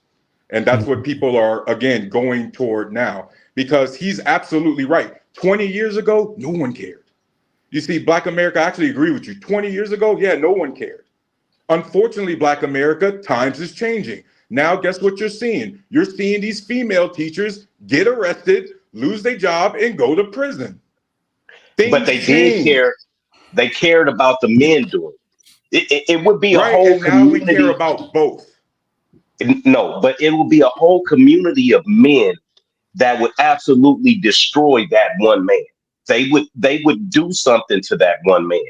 I don't know. I just don't think you see it. I said, just like you said, I see it both ways. You can't see things like this both ways. Yeah, and I Go understand. ahead, I'm just saying, Black America, unfortunately, the amount of sexual offenders that are out and free in this country says no, men haven't been doing anything about these predators.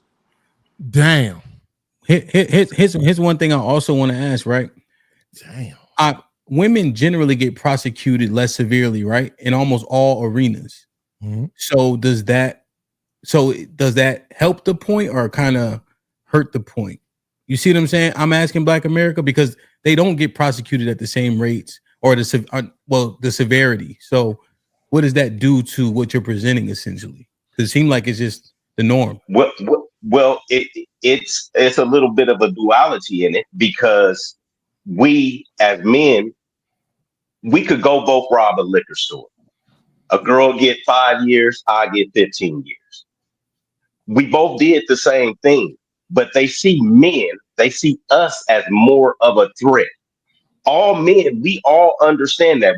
When Fantastic and Tarus was getting into it, if this was a face-to-face, if any of my homeboys, if this was on the bike set, if this was anywhere where two men were in front of each other, it'd be bloodshed, because of the way you talking. You know what I mean? Just because of the way you're going back and forth, it's more of a threat. So that's why I'm gonna pose a question to you now. Us as heterosexual men, do you feel safer with Big Chug being around heterosexual men or you know, one of those other guys? Safer? Safer. Is that? Because it was a teacher, so to make it what's name. So say you had a teacher that was straight versus a teacher that was non-straight. Would you feel safer with him being around the straight teacher or the non-straight teacher? Safer? I don't understand it. So Saber, who has more of a proclivity to do something to a boy? A heterosexual man or Come on, no, Black America. I can't concede to that. No, Black America. Why can't you Respectfully, concede to I'm it? going to answer your Are you question. Black saying- America. I'm going to respectfully answer your question. The statistics are there, Black America. Unfortunately, it's us straight men who are the most danger to the children. That is 100% fact. Here's the thing about if the teacher is openly homosexual, they understand the scrutiny. They understand what people are thinking. They understand what people I didn't use teacher. I didn't use a person in position. I said a man. Oh no, I introduced teacher. Yeah, but so because the problem just like you all was talking about the one dude was Fleece Johnson, right? You talking about him. Men are in absolute danger. I agree with that. But men with a same sexual attraction are going to be the one who is a danger to other men and little boys. You understand that point? Well, I understand. do understand that. Hold on, y'all. I understand what you're saying. Your black ass in the I understand. Who talking? Aaron, you off mute. Oh, okay. Yeah, my who black ass he talking about? The dog. Oh, okay. Thank God. Show us the dog. I need to say that. Dog get racism. That nigga just pulled a Shannon Sharp. Remember when Shannon was off mute? Shut the fuck up. Yo, but now Black America, I have to reject that premise, right? So I don't believe in free will. So I don't think gay people are choosing to be gay, especially given that lifestyle and what they subjected to. And I'm not just gonna sit here and say a gay man has a natural proclivity to harm children. I think that is dangerous. I did not say that. Well, I did not say that. Well, you said, well, here's what that's why I said safer a bunch of times and nobody clarified. So when you use the word safer, I'm thinking you mean my child would be done harm in some way, shape, or form. You see, that's why I'm saying that. Now, I think pedophiles have a proclivity to hurt children and maim children. And pedophiles are a separate designation than a man who's homosexual. So when I was young, it was a crazy white dude. He was going around eating people and raping men and all. Oh, my bad. Sorry about that. Taking men's and stuff like that, right? Mm-hmm. So, but he did it to all ranges of male. You see what I mean? There is no there. I'm in my 50s, right? Yeah. I still hang out with chicks all the way down to like in their 30s. Okay. I don't really mess with, you know what I mean? So you have a range, and that's what I'm saying. It would be more of a range. I understand what you're saying, but I absolutely believe that it's a choice. I don't believe that they're born that way, or they just fell and woke up, bumped their head, and now they that way. It's an absolute choice. It's a lifestyle. That's why they call it that alternative lifestyle, because it's a choice to live that way. And let me just say this real quick. No, I understand that's a different convo. I'm just saying when we said safer and all that, I don't put that jacket on a man who's homosexual. Just that danger is imminent. Well, no. Well, any man that does anything against a male is homosexual. I think that's what we're missing. On top of him being a child predator. So, and I think again, a lot of people don't know because people don't want to accept it. Not saying the majority, but a substantial number of people that are LGBTQ suffered some type of childhood, abuse. Okay. And we know the people that suffer that abuse turn out or have a higher chance of being an abuser themselves. So a child, then who? Say again? Then a person who hasn't been abused? Yes, then a person who hasn't, yes. So it's more likely, okay, than a person who hasn't been abused. Yes. Now, what the real thing that we need to understand is out of the people that been abused, who out of those people is likely to abuse? But that's because you comparing the people that haven't been abused is inconsequential. Now take people that have been abused and say, okay, out of those people who have been hurt as a child, who's more likely to perpetuate what they've been through? What you mean? It's gender wise or what? Or are you just saying? Well, just saying, right? If a person has been abused, right now that's a demographic, right? So out of that demographic, who's likely to abuse then? Still a small percentage. Yeah, because if you just say they're more likely than abused to a person who hasn't been abused, all right, cool. But what about the people that have been abused? Let's talk about them now. That's what you have to, well, that's in general, huh? So that's on what even people that do it heterosexually. So, but that's what I'm saying. So this I was talking from the the alternative lifestyle lens, but it's the same thing from a heterosexual standpoint. It's just the fact of the matter that they, predate the opposite sex. Not, of course, not justifying it or saying it is okay or downplaying it. I have to say all those things, but I think that's the point that was being missed with the Black America situation. First and foremost, he don't think it's a choice. Okay, he don't think it's a choice, and people that abuse are more likely to come to the will and then perpetuate that behavior. Okay, so that's a difference. In which case, okay, I understand. I understand. But can we not dumb it down though? Because to be honest with you, he asked you about your son, right? So the implication there was that your son is less safer around somebody who is gay. That's problematic, bro. Now, because here's the thing. Beans, I want you to finish this point. I just want to make sure I get Triple Black pretty soon. But I think this is a necessary point to come out, and it's only right for Black America to be able to respond, and then we'll go to Triple Black. All right. Yeah. So to Fantastic's point, right? He said, if you're a man and you'll mess with a male, you're gay. So that's understood. But I think that's why earlier in the scenario, Hamp originally said, well, if you're like basically out of the closet gay person, right? And he was like, no, I'm not saying that. But it's like, that's the point though, right? We're talking about people who have made a decision for themselves that this is who they are and this is how they're going to live their life versus that uncle that everybody knows to keep the kids away from. He ain't out the closet. He got girlfriends, kids, and all kind of stuff. But people know that what he does. So that's what I'm saying. That's a whole different ball game than a person that's just a homosexual. And I'm not even homosexual, and I took offense to the comparison. Black America, you want to respond? Yeah. So I mean, I understand what you're saying, Beans, but it depends on your family construct, right? My family construct, if an uncle was to do something like that, that uncle would never be seen again, right? If an uncle had an inclination to do, because my daddy wasn't putting up with it, my other uncles wasn't putting up with it, my grandpa wasn't putting up with it. If somebody is in my family now, I'm the patriarch of my family now. My dad has passed on. If it's somebody in my family, that person will never be seen again.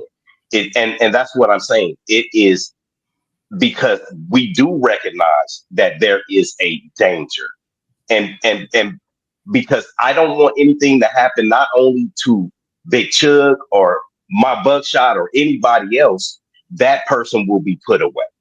That's you see what I mean? But just so we could shorten it up so we can get everybody else in. Frankly, I just wish you would either just stand on it or say you made a mistake, because that's not what you said. What you basically said was that a person being homosexual makes them more likely to mess with a kid. And what I'm saying is that ain't true. Not from the way that it's being framed, right? It's more likely that some person that ain't out the closet will do something to a kid than a person that is out the closet. So we should really just move past it, because I know you know. This will be the last thing I say. This will be the last thing I say. Whether you're in the closet or out of the closet, if you take one, you are gay forever. Yeah. There's no big back and forth about that. You know what I mean? So whether you're in the closet and you're going to touch a kid, or whether you're out of closet and going to touch a kid, it ends up that you are still in that lifestyle. And that's all I want to say. But you guys have a good one.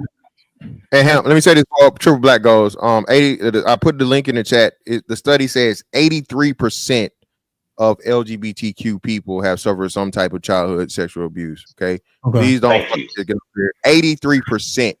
Okay, I put All the right. fucking link in the chat. All right, so well, it sounded like you arguing with the chat. I didn't know if we were talking about that, but so if y'all want to extend the show, y'all got another 5 minutes, and then I'll just get to the gym early. No big deal. One thing I wanted to say, but I forgot what the fuck it was. Damn, maybe I remember. Triple Black, what's popping? What's up, man? What's up to the panel? You know, salute What's good? everybody. But I'm willing to stand on it. You know, he just gave up the statistics, and I think sometimes we want to please everybody and we don't want to tell the truth. You know what I'm saying? To me, if a transgender or a gay person comes to speak to a bunch of kids, to me, I mean, there's a red flag that is going to go up. You know what I'm saying? To me, it's automatically. I'm going to think it's predatory. You know, just like a grown ass man going to speak at a girls' school. I would think that I mean, it's just common sense. You know what I'm saying? And the thing is, I do believe that the people that have been molested do have a more of a proclivity to be gay. And sometimes they might normalize it, because sometimes they might think that, you know, them, you know, buying another little boy and stuff like that is pretty normal. And there was a period of time in this country, I mean, not in this country, in this world, where that shit was normal. I think it's in the Bible or whatever. It was normal. So you don't sometimes you don't know what these people think that they're normal. And I'm not going to lie. If my son is around a full blown gay man, there's going to be certain things that's going to run through my mind. You can call me homophobic, you can call me whatever, but I've seen that shit happen too many times to where they knew an uncle was fruity and they still let him around the kids, or they knew somebody, you know, was Peter Pan or whatever, and still let him around the kid, and then they suffered the consequences. So, I mean, you can call me whatever, but my antennas raise up whenever I see a gay man that wants to be around a bunch of kids. Just like I see a heterosexual men that want to be around a bunch of young girls. My antennas go up. You can call me whatever you want to, but I mean, it is what it is. Okay, what is the antenna up for? What makes you go your antenna go up? There's some reason that they're around. They want to be around little kids. Like a grown ass man dressed like a woman wants to go read to a whole bunch of. You don't think there's some type of perversion in that? Okay, are you saying so that's two different things, right? So you said a gay man around kids, and then you're saying a transgender around kids? Gay man around a whole bunch of fucking kids. There's a reason. I mean, I think there's something perverse about that. Okay. It's just me. Okay, because see, when they framed the question, they said safer, right? So that's the part I needed understanding. Right now, I do understand influence, right? Right.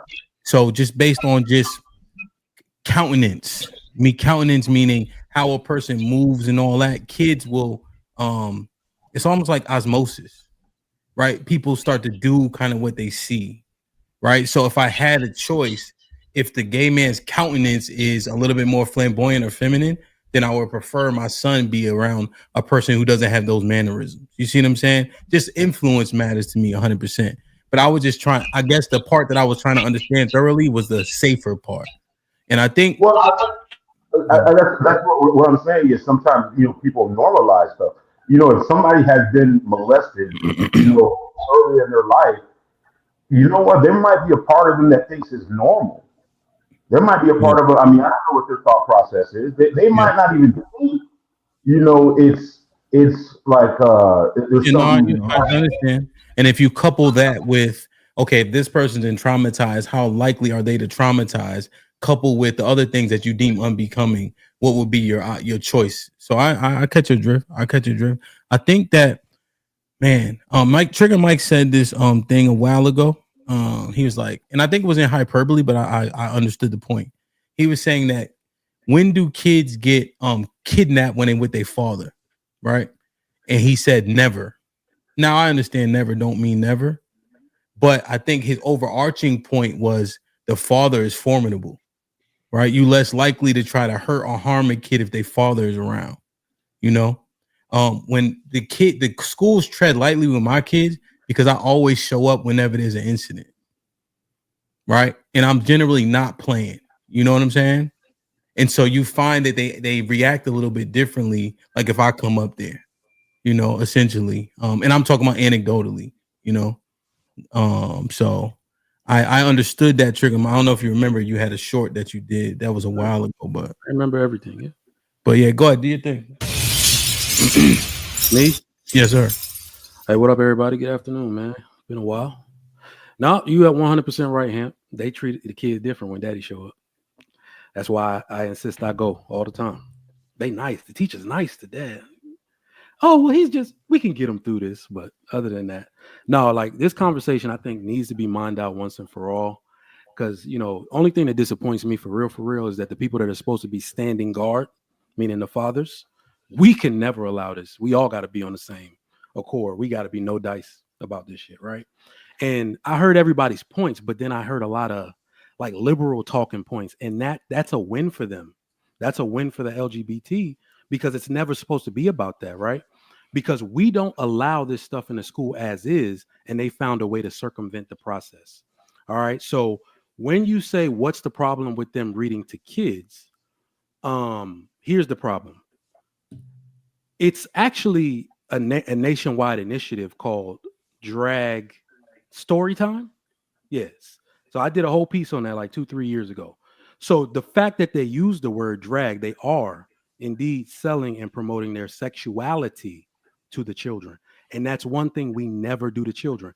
They are not promoting religion. They are not promoting education. They're not promoting an occupation or a way of life. They are identifying themselves to the children by their sexual preference. We don't teach sex to children. Everybody understands that. And we allowed them to come in and circumvent that process because look at what's going to happen subsequently to Roos. When what happens after story time? Children are allowed to ask questions. How is that person more likely to answer a question? Questions. Wait, hold on. How is that person more likely to answer a question about the prince and the princess and what happens with them? Well, you know it can be a prince and a prince. It doesn't have to be a prince and a princess. That's where the buck stops because the youngest, most impressionable minds are children. And Tarus, I'm going to go all the way to the end of the conversation because this is where we're going to end up. I have a son. This conversation always ends up with saying, what would you think if your son ended up being gay? And now that I got a son, I can answer that question fully and realistically. I would be more, I'm going to be pissed naturally, right? This is where I would actually be the most pissed. If my son did not have an opportunity to understand who he fully was as a boy, it would make me more mad. If somebody confused his sexuality and the experience of being a male while he was a child, and he never got to understand that before he made a decision to change his sexuality, I would be incensed. I would be furious. That's what we're trying to protect. Do not confuse my child. Don't indoctrinate them before they have a chance to understand what they are born as. Because if they understand that and then they choose something different, I'm just going to have to live with that. So I hear you loud and clear, Trigger Mike. I respect and understand your point. I disagree with it. As I understand, you got the boys. I have 2 daughters. They're going to be 17 and 15 this year. And their sexual orientation does not determine whether they're productive members of society, Trigger Mike, and it never will. So I just care about them being productive members of society. I hope your son, whether he stays straight or hypothetically becomes gay, you know what I hope your son does? Become a productive member of society. So I understand what you're saying there, but I want to introduce this point to you. The reason why they are going to start introducing in the DSM-6, I guess, they're going to start introducing homosexuality as a mental illness is because what they're trying to do with this drag stuff is teach it as exact science.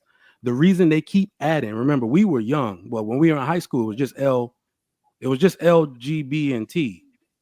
The reason they keep adding letters to it is because it's not an exact science. And these people don't even understand themselves. They don't even understand their sexuality, their feelings. That's why they keep changing it. So think about this. Why would I allow somebody to teach my child confusion? They are confused about their sexuality. I can't allow them to teach that. So even though I understand when you're saying that it doesn't interfere with them being productive members of society, it actually interferes with the most important part of their lives. Their interpersonal relationships, they're into relationships with men, women, romantic partners in the future. This is the problem we're having, where dudes who are confused are getting married to women, then stepping out with men. Would you want your daughter marrying a man like that? Yes or no? No. So that's why I said we have to stand ground. Ain't no switching. Really, if we want to be honest, there's really supposed to be no such thing as a bisexual. Because as all the men here said, dude, you poke dudes in the ass, you gay. Do not come near my daughter. Don't marry my daughter with that confused stuff. Every woman deserves the right to know that her man only likes women. Right? So, or something. Because you look at all the confusion they're trying to stir up. Do you not realize now that they're trying to say that they do not have to confirm their sexuality to the person they're dating? This is the confusion that comes up with promoting anything to this group of people. They want to keep the lines blurred so we cannot ask things that we are morally have the right to ask. If you were dating right now, do you not, and the woman kind of fooled you, wouldn't you want to know if that was a biological woman or not? You would, right? So that's all I'm saying is that we have to we got to hold them to the same account that we're getting held to. That's all I'm saying. Trigger Mike, again, you take your feelings aside, and I want you to tell me, other than them existing, the transgendered people, what have they done to violate rights or violate anyone's rights? Morally, ethically, legally. They are trying to. I didn't say what they're trying to do. I did not ask you what they're trying to do. I asked you what have they done. Hold on. I'm answering your question. They are currently trying to disrupt the legislation in our process about bathroom code and what can be done in that way. Meaning that a person that is born a biological male that still has a biological part of a male can walk into a female's bathroom and not be accosted for it. So Trigger that's Mike, if I asked you to look up how long have we had unisex bathrooms in this country, what would the year be? So how long? But the same thing that you can say is that do we not still have bathrooms that are designated male, female, boy, girl? Yeah, and we still have unisex bathrooms, correct? They're called family bathrooms, not unisex. No, they're called unisex as well. Come on, please look it up, sir. Look it up, sir. Look it up, sir. Hold on. Unisex is exactly what it's meant to be, but they are trying to use the bathroom of the sex they identify as. So this is not a unisex bathroom problem. There we go. Yeah. That's a good retort. Right. Hamp actually I can said see it that a while point. ago. I can see that point. And then here's the crazy part about it. I can see the point. Hamp said it. Then Twice in one show.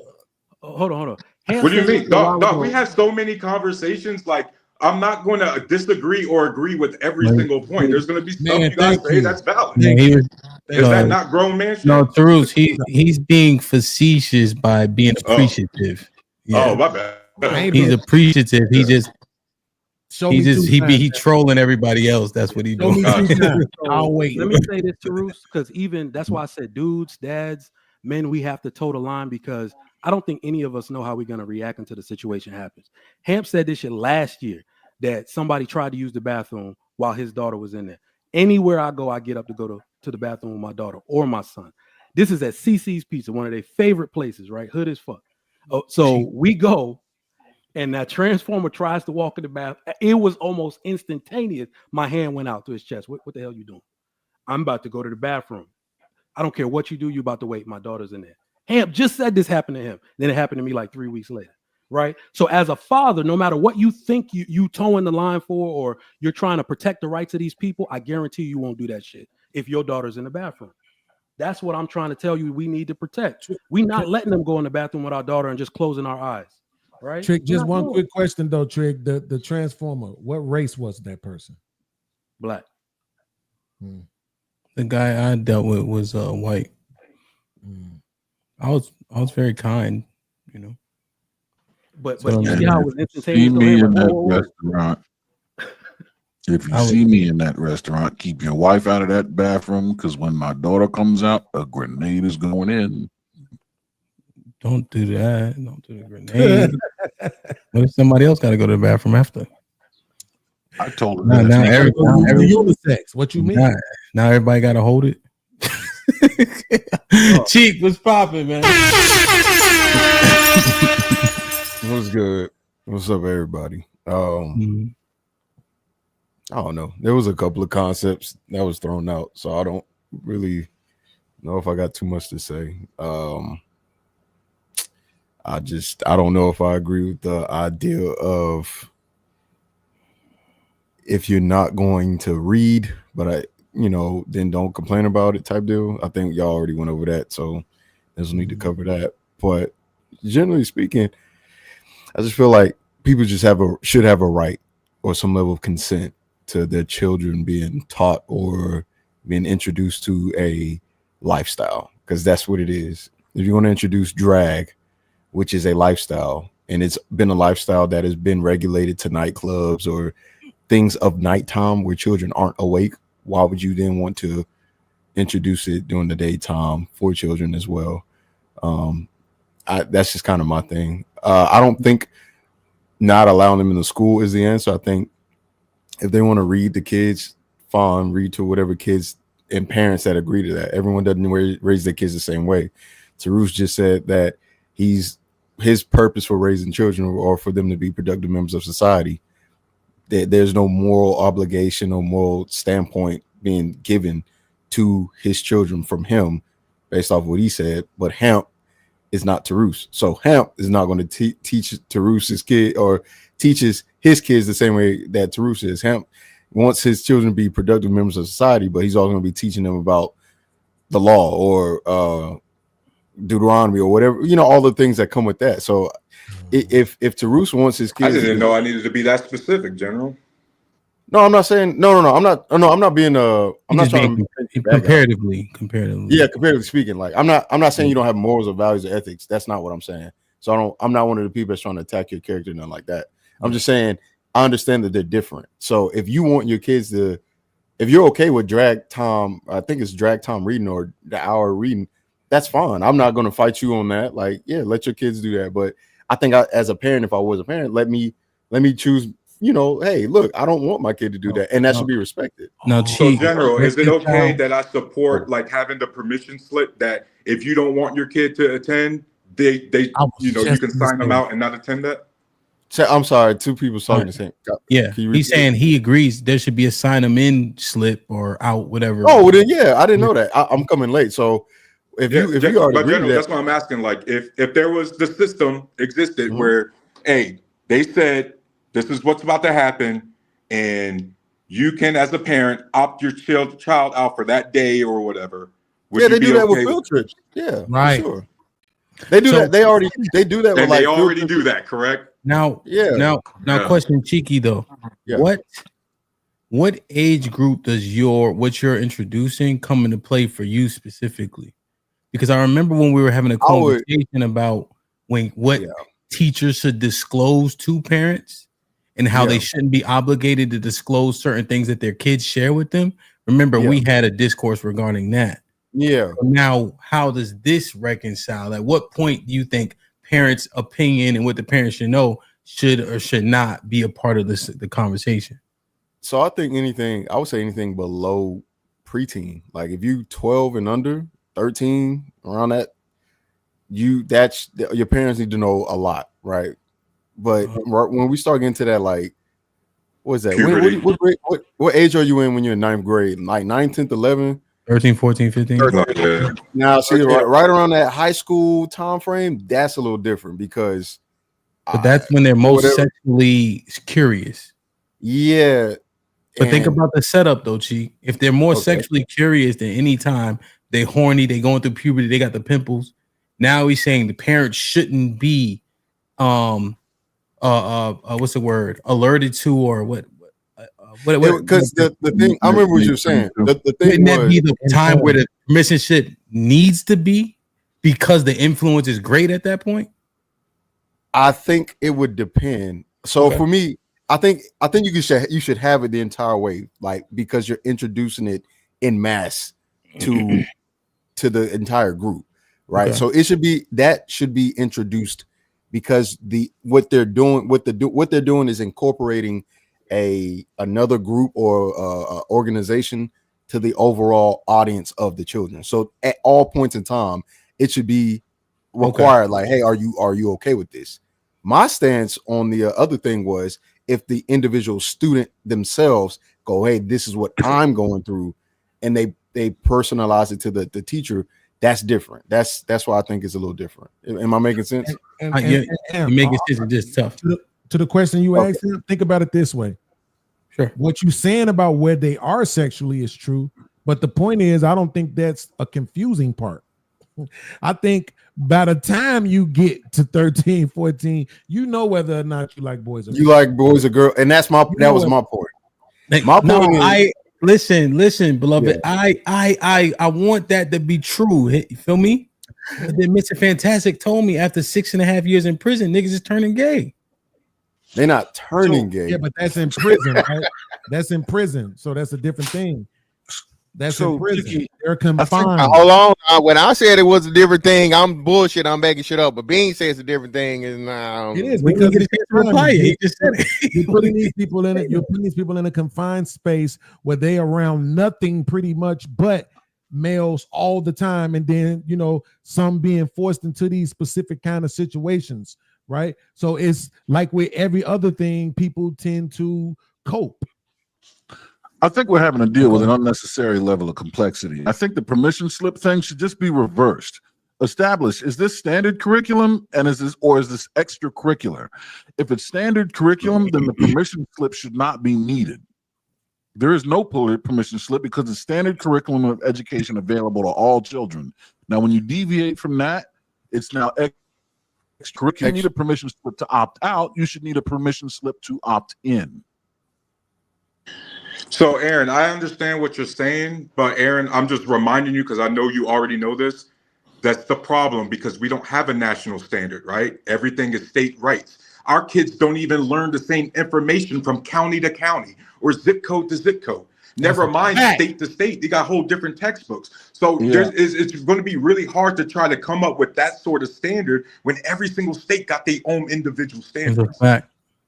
So that's understood, but I'm talking about within the context of this conversation, right? So all of these discrepancies state to state is what it is. That's another conversation.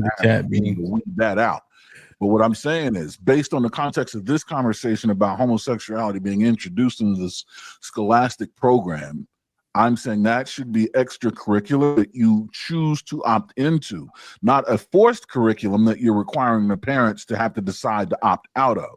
Because you're opting the child out of the standard education. I'm not understanding why you making that an option. You see what I'm saying? There's a decision conundrum this should not be. And if you just reverse the purpose and roles of the permission slips to opting into something extra rather than opting out of something that really shouldn't be standard anyway. Yes. Aaron, real quick, where was the bottleneck? Where's the bottleneck that you explained it? The bottleneck in the permission, Aaron? Where do you think that bottleneck? Yeah, so Tarus, it could have just been verbiage. You were simply saying parents should have the ability to opt out. I think it assumes that this is a part of the standard curriculum, right? But if it was an opt-in, it would be something extracurricular in which the kids can sign up for. I think that's all. Yeah, that's why I was asking Aaron, like, where do you think the most bottleneck comes from when it comes to that at a national level? Making it part of the curriculum. Yeah. That would be the bottleneck for sure. Yeah, right. Exactly, right there. At the national level, that's what y'all saying? If nationally, that would be the bottleneck for sure. Okay. If it was hypothetically in place. Yeah. Right. Okay. Mm-hmm. Go ahead, Chief. Are y'all saying bottom neck? Bottleneck. Bottleneck. You know, you've been fucking up words for 3 hours. Beans, don't worry about it. Go ahead, Chief. I'm just saying, I think that when it comes to school curriculum, like you guys are saying, that is state legislated, but it's also on you and incumbent on you to be involved in your local area and in that way as well. So you do have the ability to opt in or opt out. Whether or not the people are doing such a thing is not up to. It's not. You can't complain about a process that you have full right to participate in, but you just chose not to do, right? Because if you remember in Dearborn, Michigan, when they started introducing in that book, all the Muslims within that community made it very clear during the town hall meeting or whatever. We're not going for it. But go ahead. Dearborn is, and I'm going to be hyperbolic. Yeah, for sure. Pretty homogenous. Like as an example, yeah, right. So they're all the same. Even like Ramadan cheek, all of their restaurants open at 6 p.m., 7 p.m. because they know nobody's eating. So everybody literally opens later in almost the entire town. Right. So, but even though there's a level of homogeneity there's still the process that applies statewide in regards to the regulation and you're just simply articulating as an example. Here's a place where the people represented at the school, whatever, right? Mayor, school, and now they get what they want and need in those schools. When you see in DC, right, as a smaller example, well, not smaller, but like February, you got so-called Black History Month. Well, the kids in school learned that it actually comes from Negro History Week, created by Carter G. Woodson, that was to commemorate Frederick Douglass's birthday, and then it expanded to a month, right? They know about Medgar Evers and everybody else because it's largely homogenous. It's Black people, Black teachers, and so it expands more than just Malcolm and Martin. It's much more in depth because all the people kind of look the same, essentially. So I catch your drift 100%. Let me read this one, Beans, if you don't mind. And you can jump in, and then we're gonna get out of here. Black Dawn with the 10 says, question for all the religious people in the panel: do you think that all rainbow niggas should be neutralized? I read that somewhere in the Bible. Maybe this solves all the problems, right? Anybody want to respond to this? Yeah, nobody's going to that extreme. Of course not, bro. Nobody's going to that extreme. But that did bring up something I wanted to ask. Was it to Roots earlier? Because one second. Let me just read these couple more. Black Reaper with the $2 Beans. You are not a member of Onyx. Put your hat back on. Hey, y'all mute for me while I read these. DC Slim with the $2. Y'all scared to agree with the brother. DC with the $10. Black men on the panel, stand firm in your conservative viewpoints. Without caution, external ideologies like feminism and LGBTQ plus perspectives could shift the direction of the Black manosphere. T with the £5 says, great show, Hamp, and special shout out to Tarus and Mr. Fantastic for an explosive and very entertaining back and forth. DC Slim with the $2. If you're a good parent, they can't confuse your child. That's solid to an extent. DC Slim with the $2 says they confused because you bullshit. I think what he simply means is this, right? If you don't watch these cartoons and understand what you're subjecting your child to, you'd be surprised of what those what is that called? It's like subliminal messages are. Like, I don't know if y'all remember when we was growing up, but you ever seen the cover of the Little Mermaid? And all the buildings look like penises. All the penises that were in them. Sometimes. You remember when Timon and Pumbaa was like scrambling and the sand like swirls, and it spells sex. Sex, yep. All the Disney subliminal messages and shit that people don't understand. Carlisle Tom with the $5 says, don't allow your little kids to go to the public bathrooms by themselves. Even the boys, go with them. Black Dawn with the $10 says, I read this one. Black Dawn with the $5 says, according to Mr. Fantastic, 83% of rainbow men have been molested by another rainbow man. That's pretty high. A racing time. It says it did say LGBTQ including the other one I said was 46% specifically. So it's 46 specifically for gay dudes from the put up shit I put in the chat. That's clarification. Go ahead, Beans, and then Triple Black. I can't remember what the super chat was that I wanted to respond to, one of them last ones. But with the Disney thing, I wanted to say, Cheeky, the people who own Disney, what's their race? I think they're white. White people. Mm-mm. Nope. People from Israel. Yeah, white people. That's not a race. That's not a what we said, race. white people. That's white. Yeah, they're white. Yeah, that's white people. Wait a minute. So the white people have been putting sexual subliminal messages in the cartoons. Are we saying that it's actually had an effect? Is that what we're saying? That the subliminal messages had an effect? Of course. Really? Now, all right. Now look at the conservative douchebags. All right. Damn. Yeah. That is wild. Yeah. Damn, Beans, almost like you're making a point. Two things can be true at the same time. He's making a point. He's making a real point. But hold on. But Disney is historically a liberal. Liberal. Yes, what are we talking about? It has nothing to do with conservative. Every time they can't help themselves. No. So Beans, not only is your point. Hold on. Not only is your point valid. That's not Beans' point. Hold on. Not only is your point valid, what was the race of the person they always make gay in every one of their movies? I'm make the scared, black I'm dude scared for gay. you to answer this because I don't They know. make I the didn't black really dude get gay. Disney. That's It's black wild. dudes and get Disney movies. I didn't know that. What black dudes are in Disney movies? Give me a character. Dog, give me a sec. Give me a sec. They are okay making black.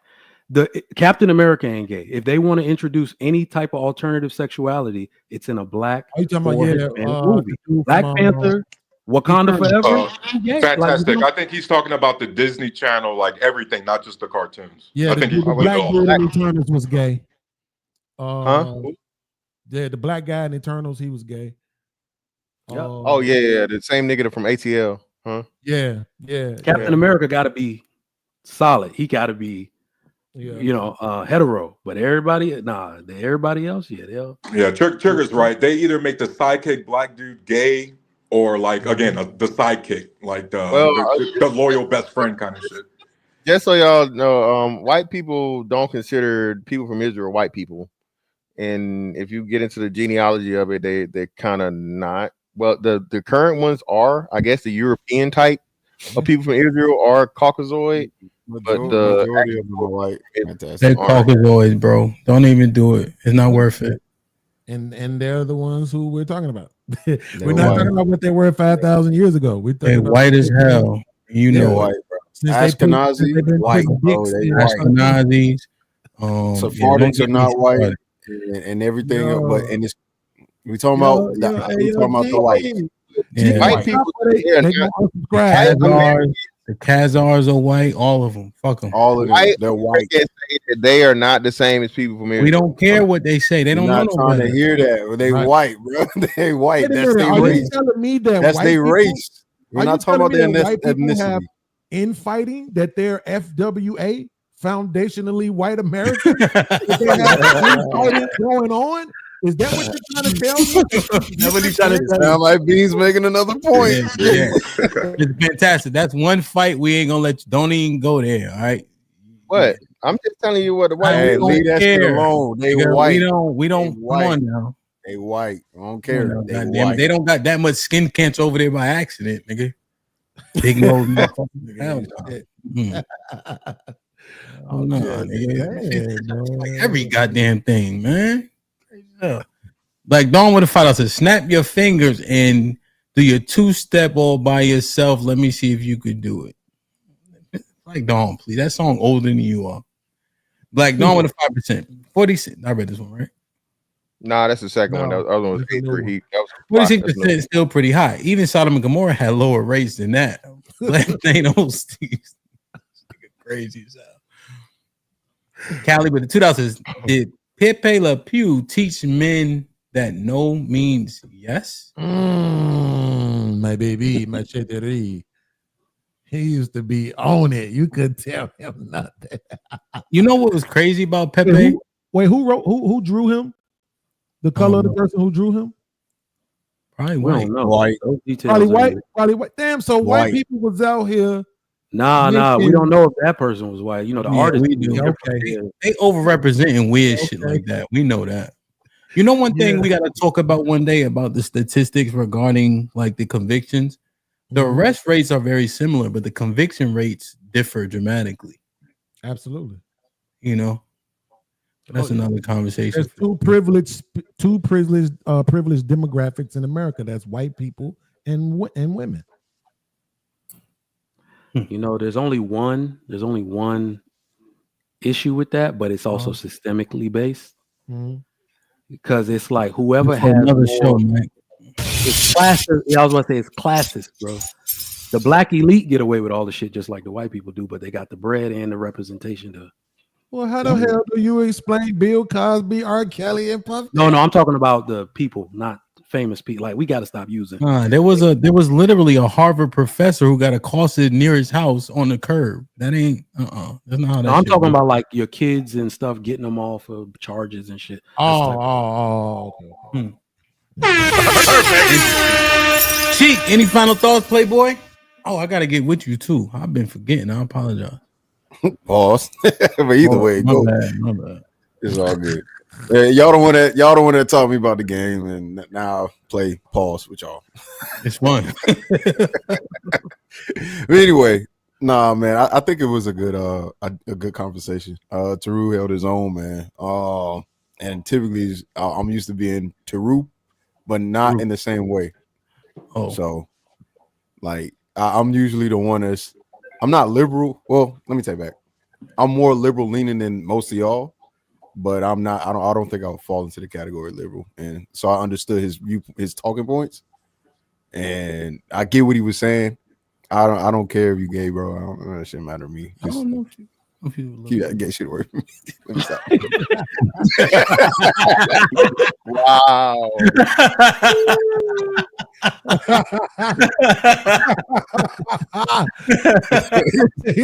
Not be gay that way. That is wild. To say Beans. Any final thoughts? Yeah, I want to say shout out to everybody, even though I don't fuck with the bounties at all.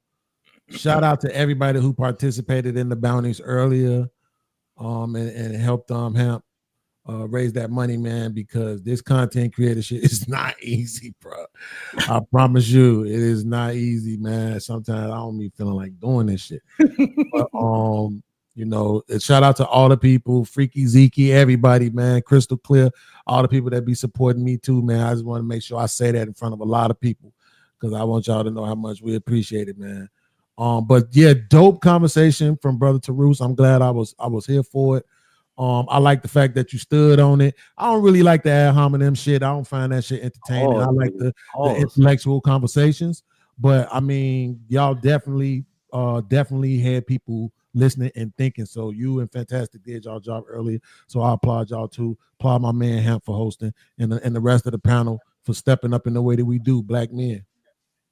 Bro, shit. Shit like that. Shit like that. Shit like that. Shit like that. Shit like that. The roof. Any final thoughts? Perfect. Well, yeah. First, shout out to everybody in the panel. This was a great discussion. Straight up, man to man, Mr. Fantastic. I want to apologize for calling you out your name a couple times. That's unbecoming of me. I'll try to do better next time. For everybody else, including the audience, man, just remember, we all got different beliefs, all these different things, man. But the moment you start trying to take your beliefs and then justify your beliefs as restricting someone else's rights, we got a problem. Because at the end of the day, you can believe what you want. But do you think I'm just going to stand by if what you believe violates my liberties? No. So why do you expect anybody, regardless of their sexual orientation, to just stand by? Those are my final thoughts. Word. Good shit today, Tarus, man. Salute. Trigger. Final thoughts? Yeah, man. I think this is just like a call to action, almost like Cheeky said, man. Don't nobody really care if you gay. Just keep that shit away from me. We really got to come to terms with the fact that I didn't say that. You know what I meant. Just keep the shit away from me because none of us are openly declaring our sexuality out loud. That stuff is personal, so keep it personal, right? I think that men, you know, Cheeky, you made a joke saying that you're not really liberal, but you gonna be conservative right now. You like what, 27, 28? Wait till you have that first kid. Wait till you're 35, your views are going to change. And then, like most men, you're going to realize that society is best when we all go by an established rule of law, right?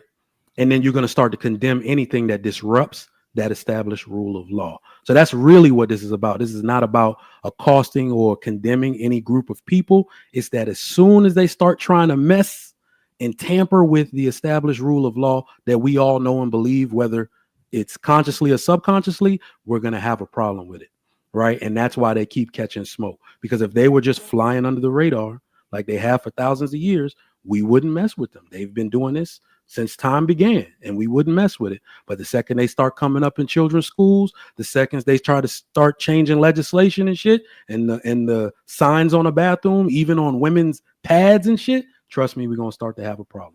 So that's all we really saying. Word. Triple black. Hey man, great show, but Tarus brought up something, earlier. He said that the only thing that he really cares about is his daughters become productive members of society. And that just got me thinking. I thought we all had a biological imperative built in. We want to multiply and create legacy and things like that. But it almost seems like this agenda is actually working because a lot of people are not even focused on that anymore. You know what I'm saying? It's like people don't care about building a legacy. People don't care about having families and things like that. It's just about I guess individualism. What's important to me, not more community focused. So I just thought that's very interesting because I think this agenda is actually kind of working. It's kind of working because a lot of people have that thought process right now. What about me? What about me, not about everything else? And I could be wrong, but I thought everybody had a biological imperative in them, but it doesn't seem like that. But great show to everybody, man. I really enjoyed myself today. No doubt, no doubt, no doubt. Aaron. Perfect. Shit like that.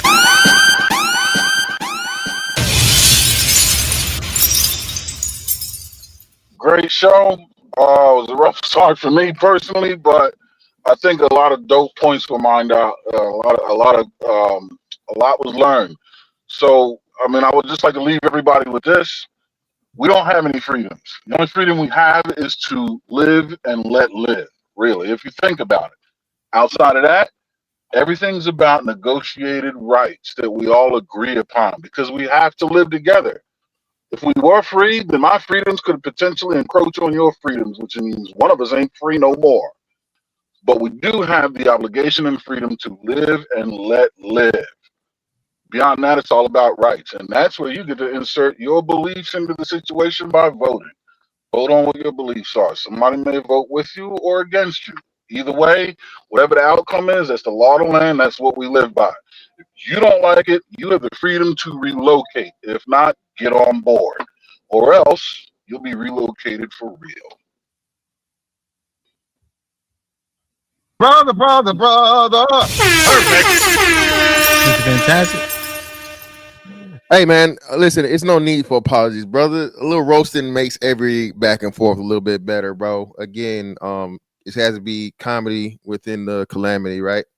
At the end of the day, hey man, you niggas want to be gay, go right ahead. I am no way, shape, form, or fashion anti-LGBT or whatever the fuck you want to call it. Listen, bro, I just understand that those people have their own agenda, their own rights, their own lobbies, and their interests are not the same as my interests. Not only are they not the same as my interests, they go counter to the progress of the black community and family. Does that mean they don't deserve to be human beings and have their rights? I say it all the time. Do what you want, but just like Cheeky said, hey, be gay, but be gay that way.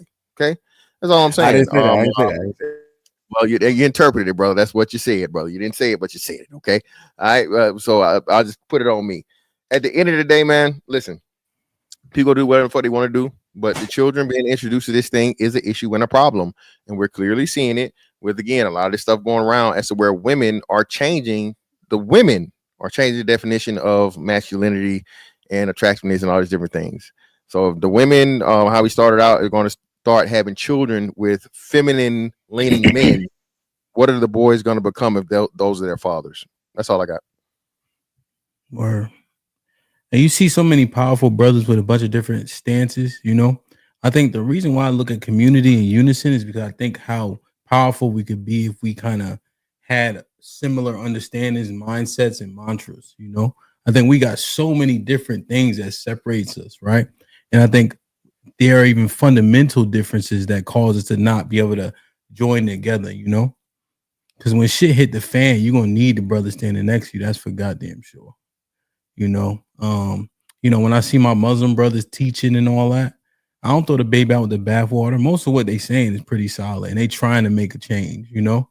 And so if I see them wave, say what's up, and vice versa, make sure they good, we make sure we good, and we keep it pushing, you know, for the most part, because it's about 80%. Well, I mean, the Quran dusty, but you catch my drift. You know what I'm saying? So I just listen to this, and I appreciated the back and forth. I don't know how valuable y'all know that to be. I've seen Beans do it before, but what Tarus did at the end, as a man, say, I apologize for my part, right? And I think that's uberly important, and hopefully we can all manifest that in our own way, anytime, point in time this week. Every conversation that you have, you probably got something you could apologize for, you know. So good shit, fellas, for sure.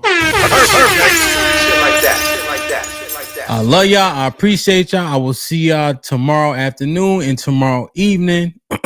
Motherfuckers need to start eating right. I just saw a lady, God bless the dead, that fell out walking into her child's graduation, bro. Fell out and died walking into the graduation. Damn. Health matters. This shit is important, B. Shop the outside of that motherfucking grocery store where they got the leafy green shit. Trust me, I don't like it that much either, but nigga, make it work. All right? Make it work, bro. Make it work. You know, so it's hard out here, man. So I'm about to get my $6 ass in this gym right now. You know? So I see y'all in the Discord. That shit gonna pop. I love y'all. I appreciate y'all. Be safe and do the right thing, man. Like, share, subscribe. Tell a friend to tell a friend.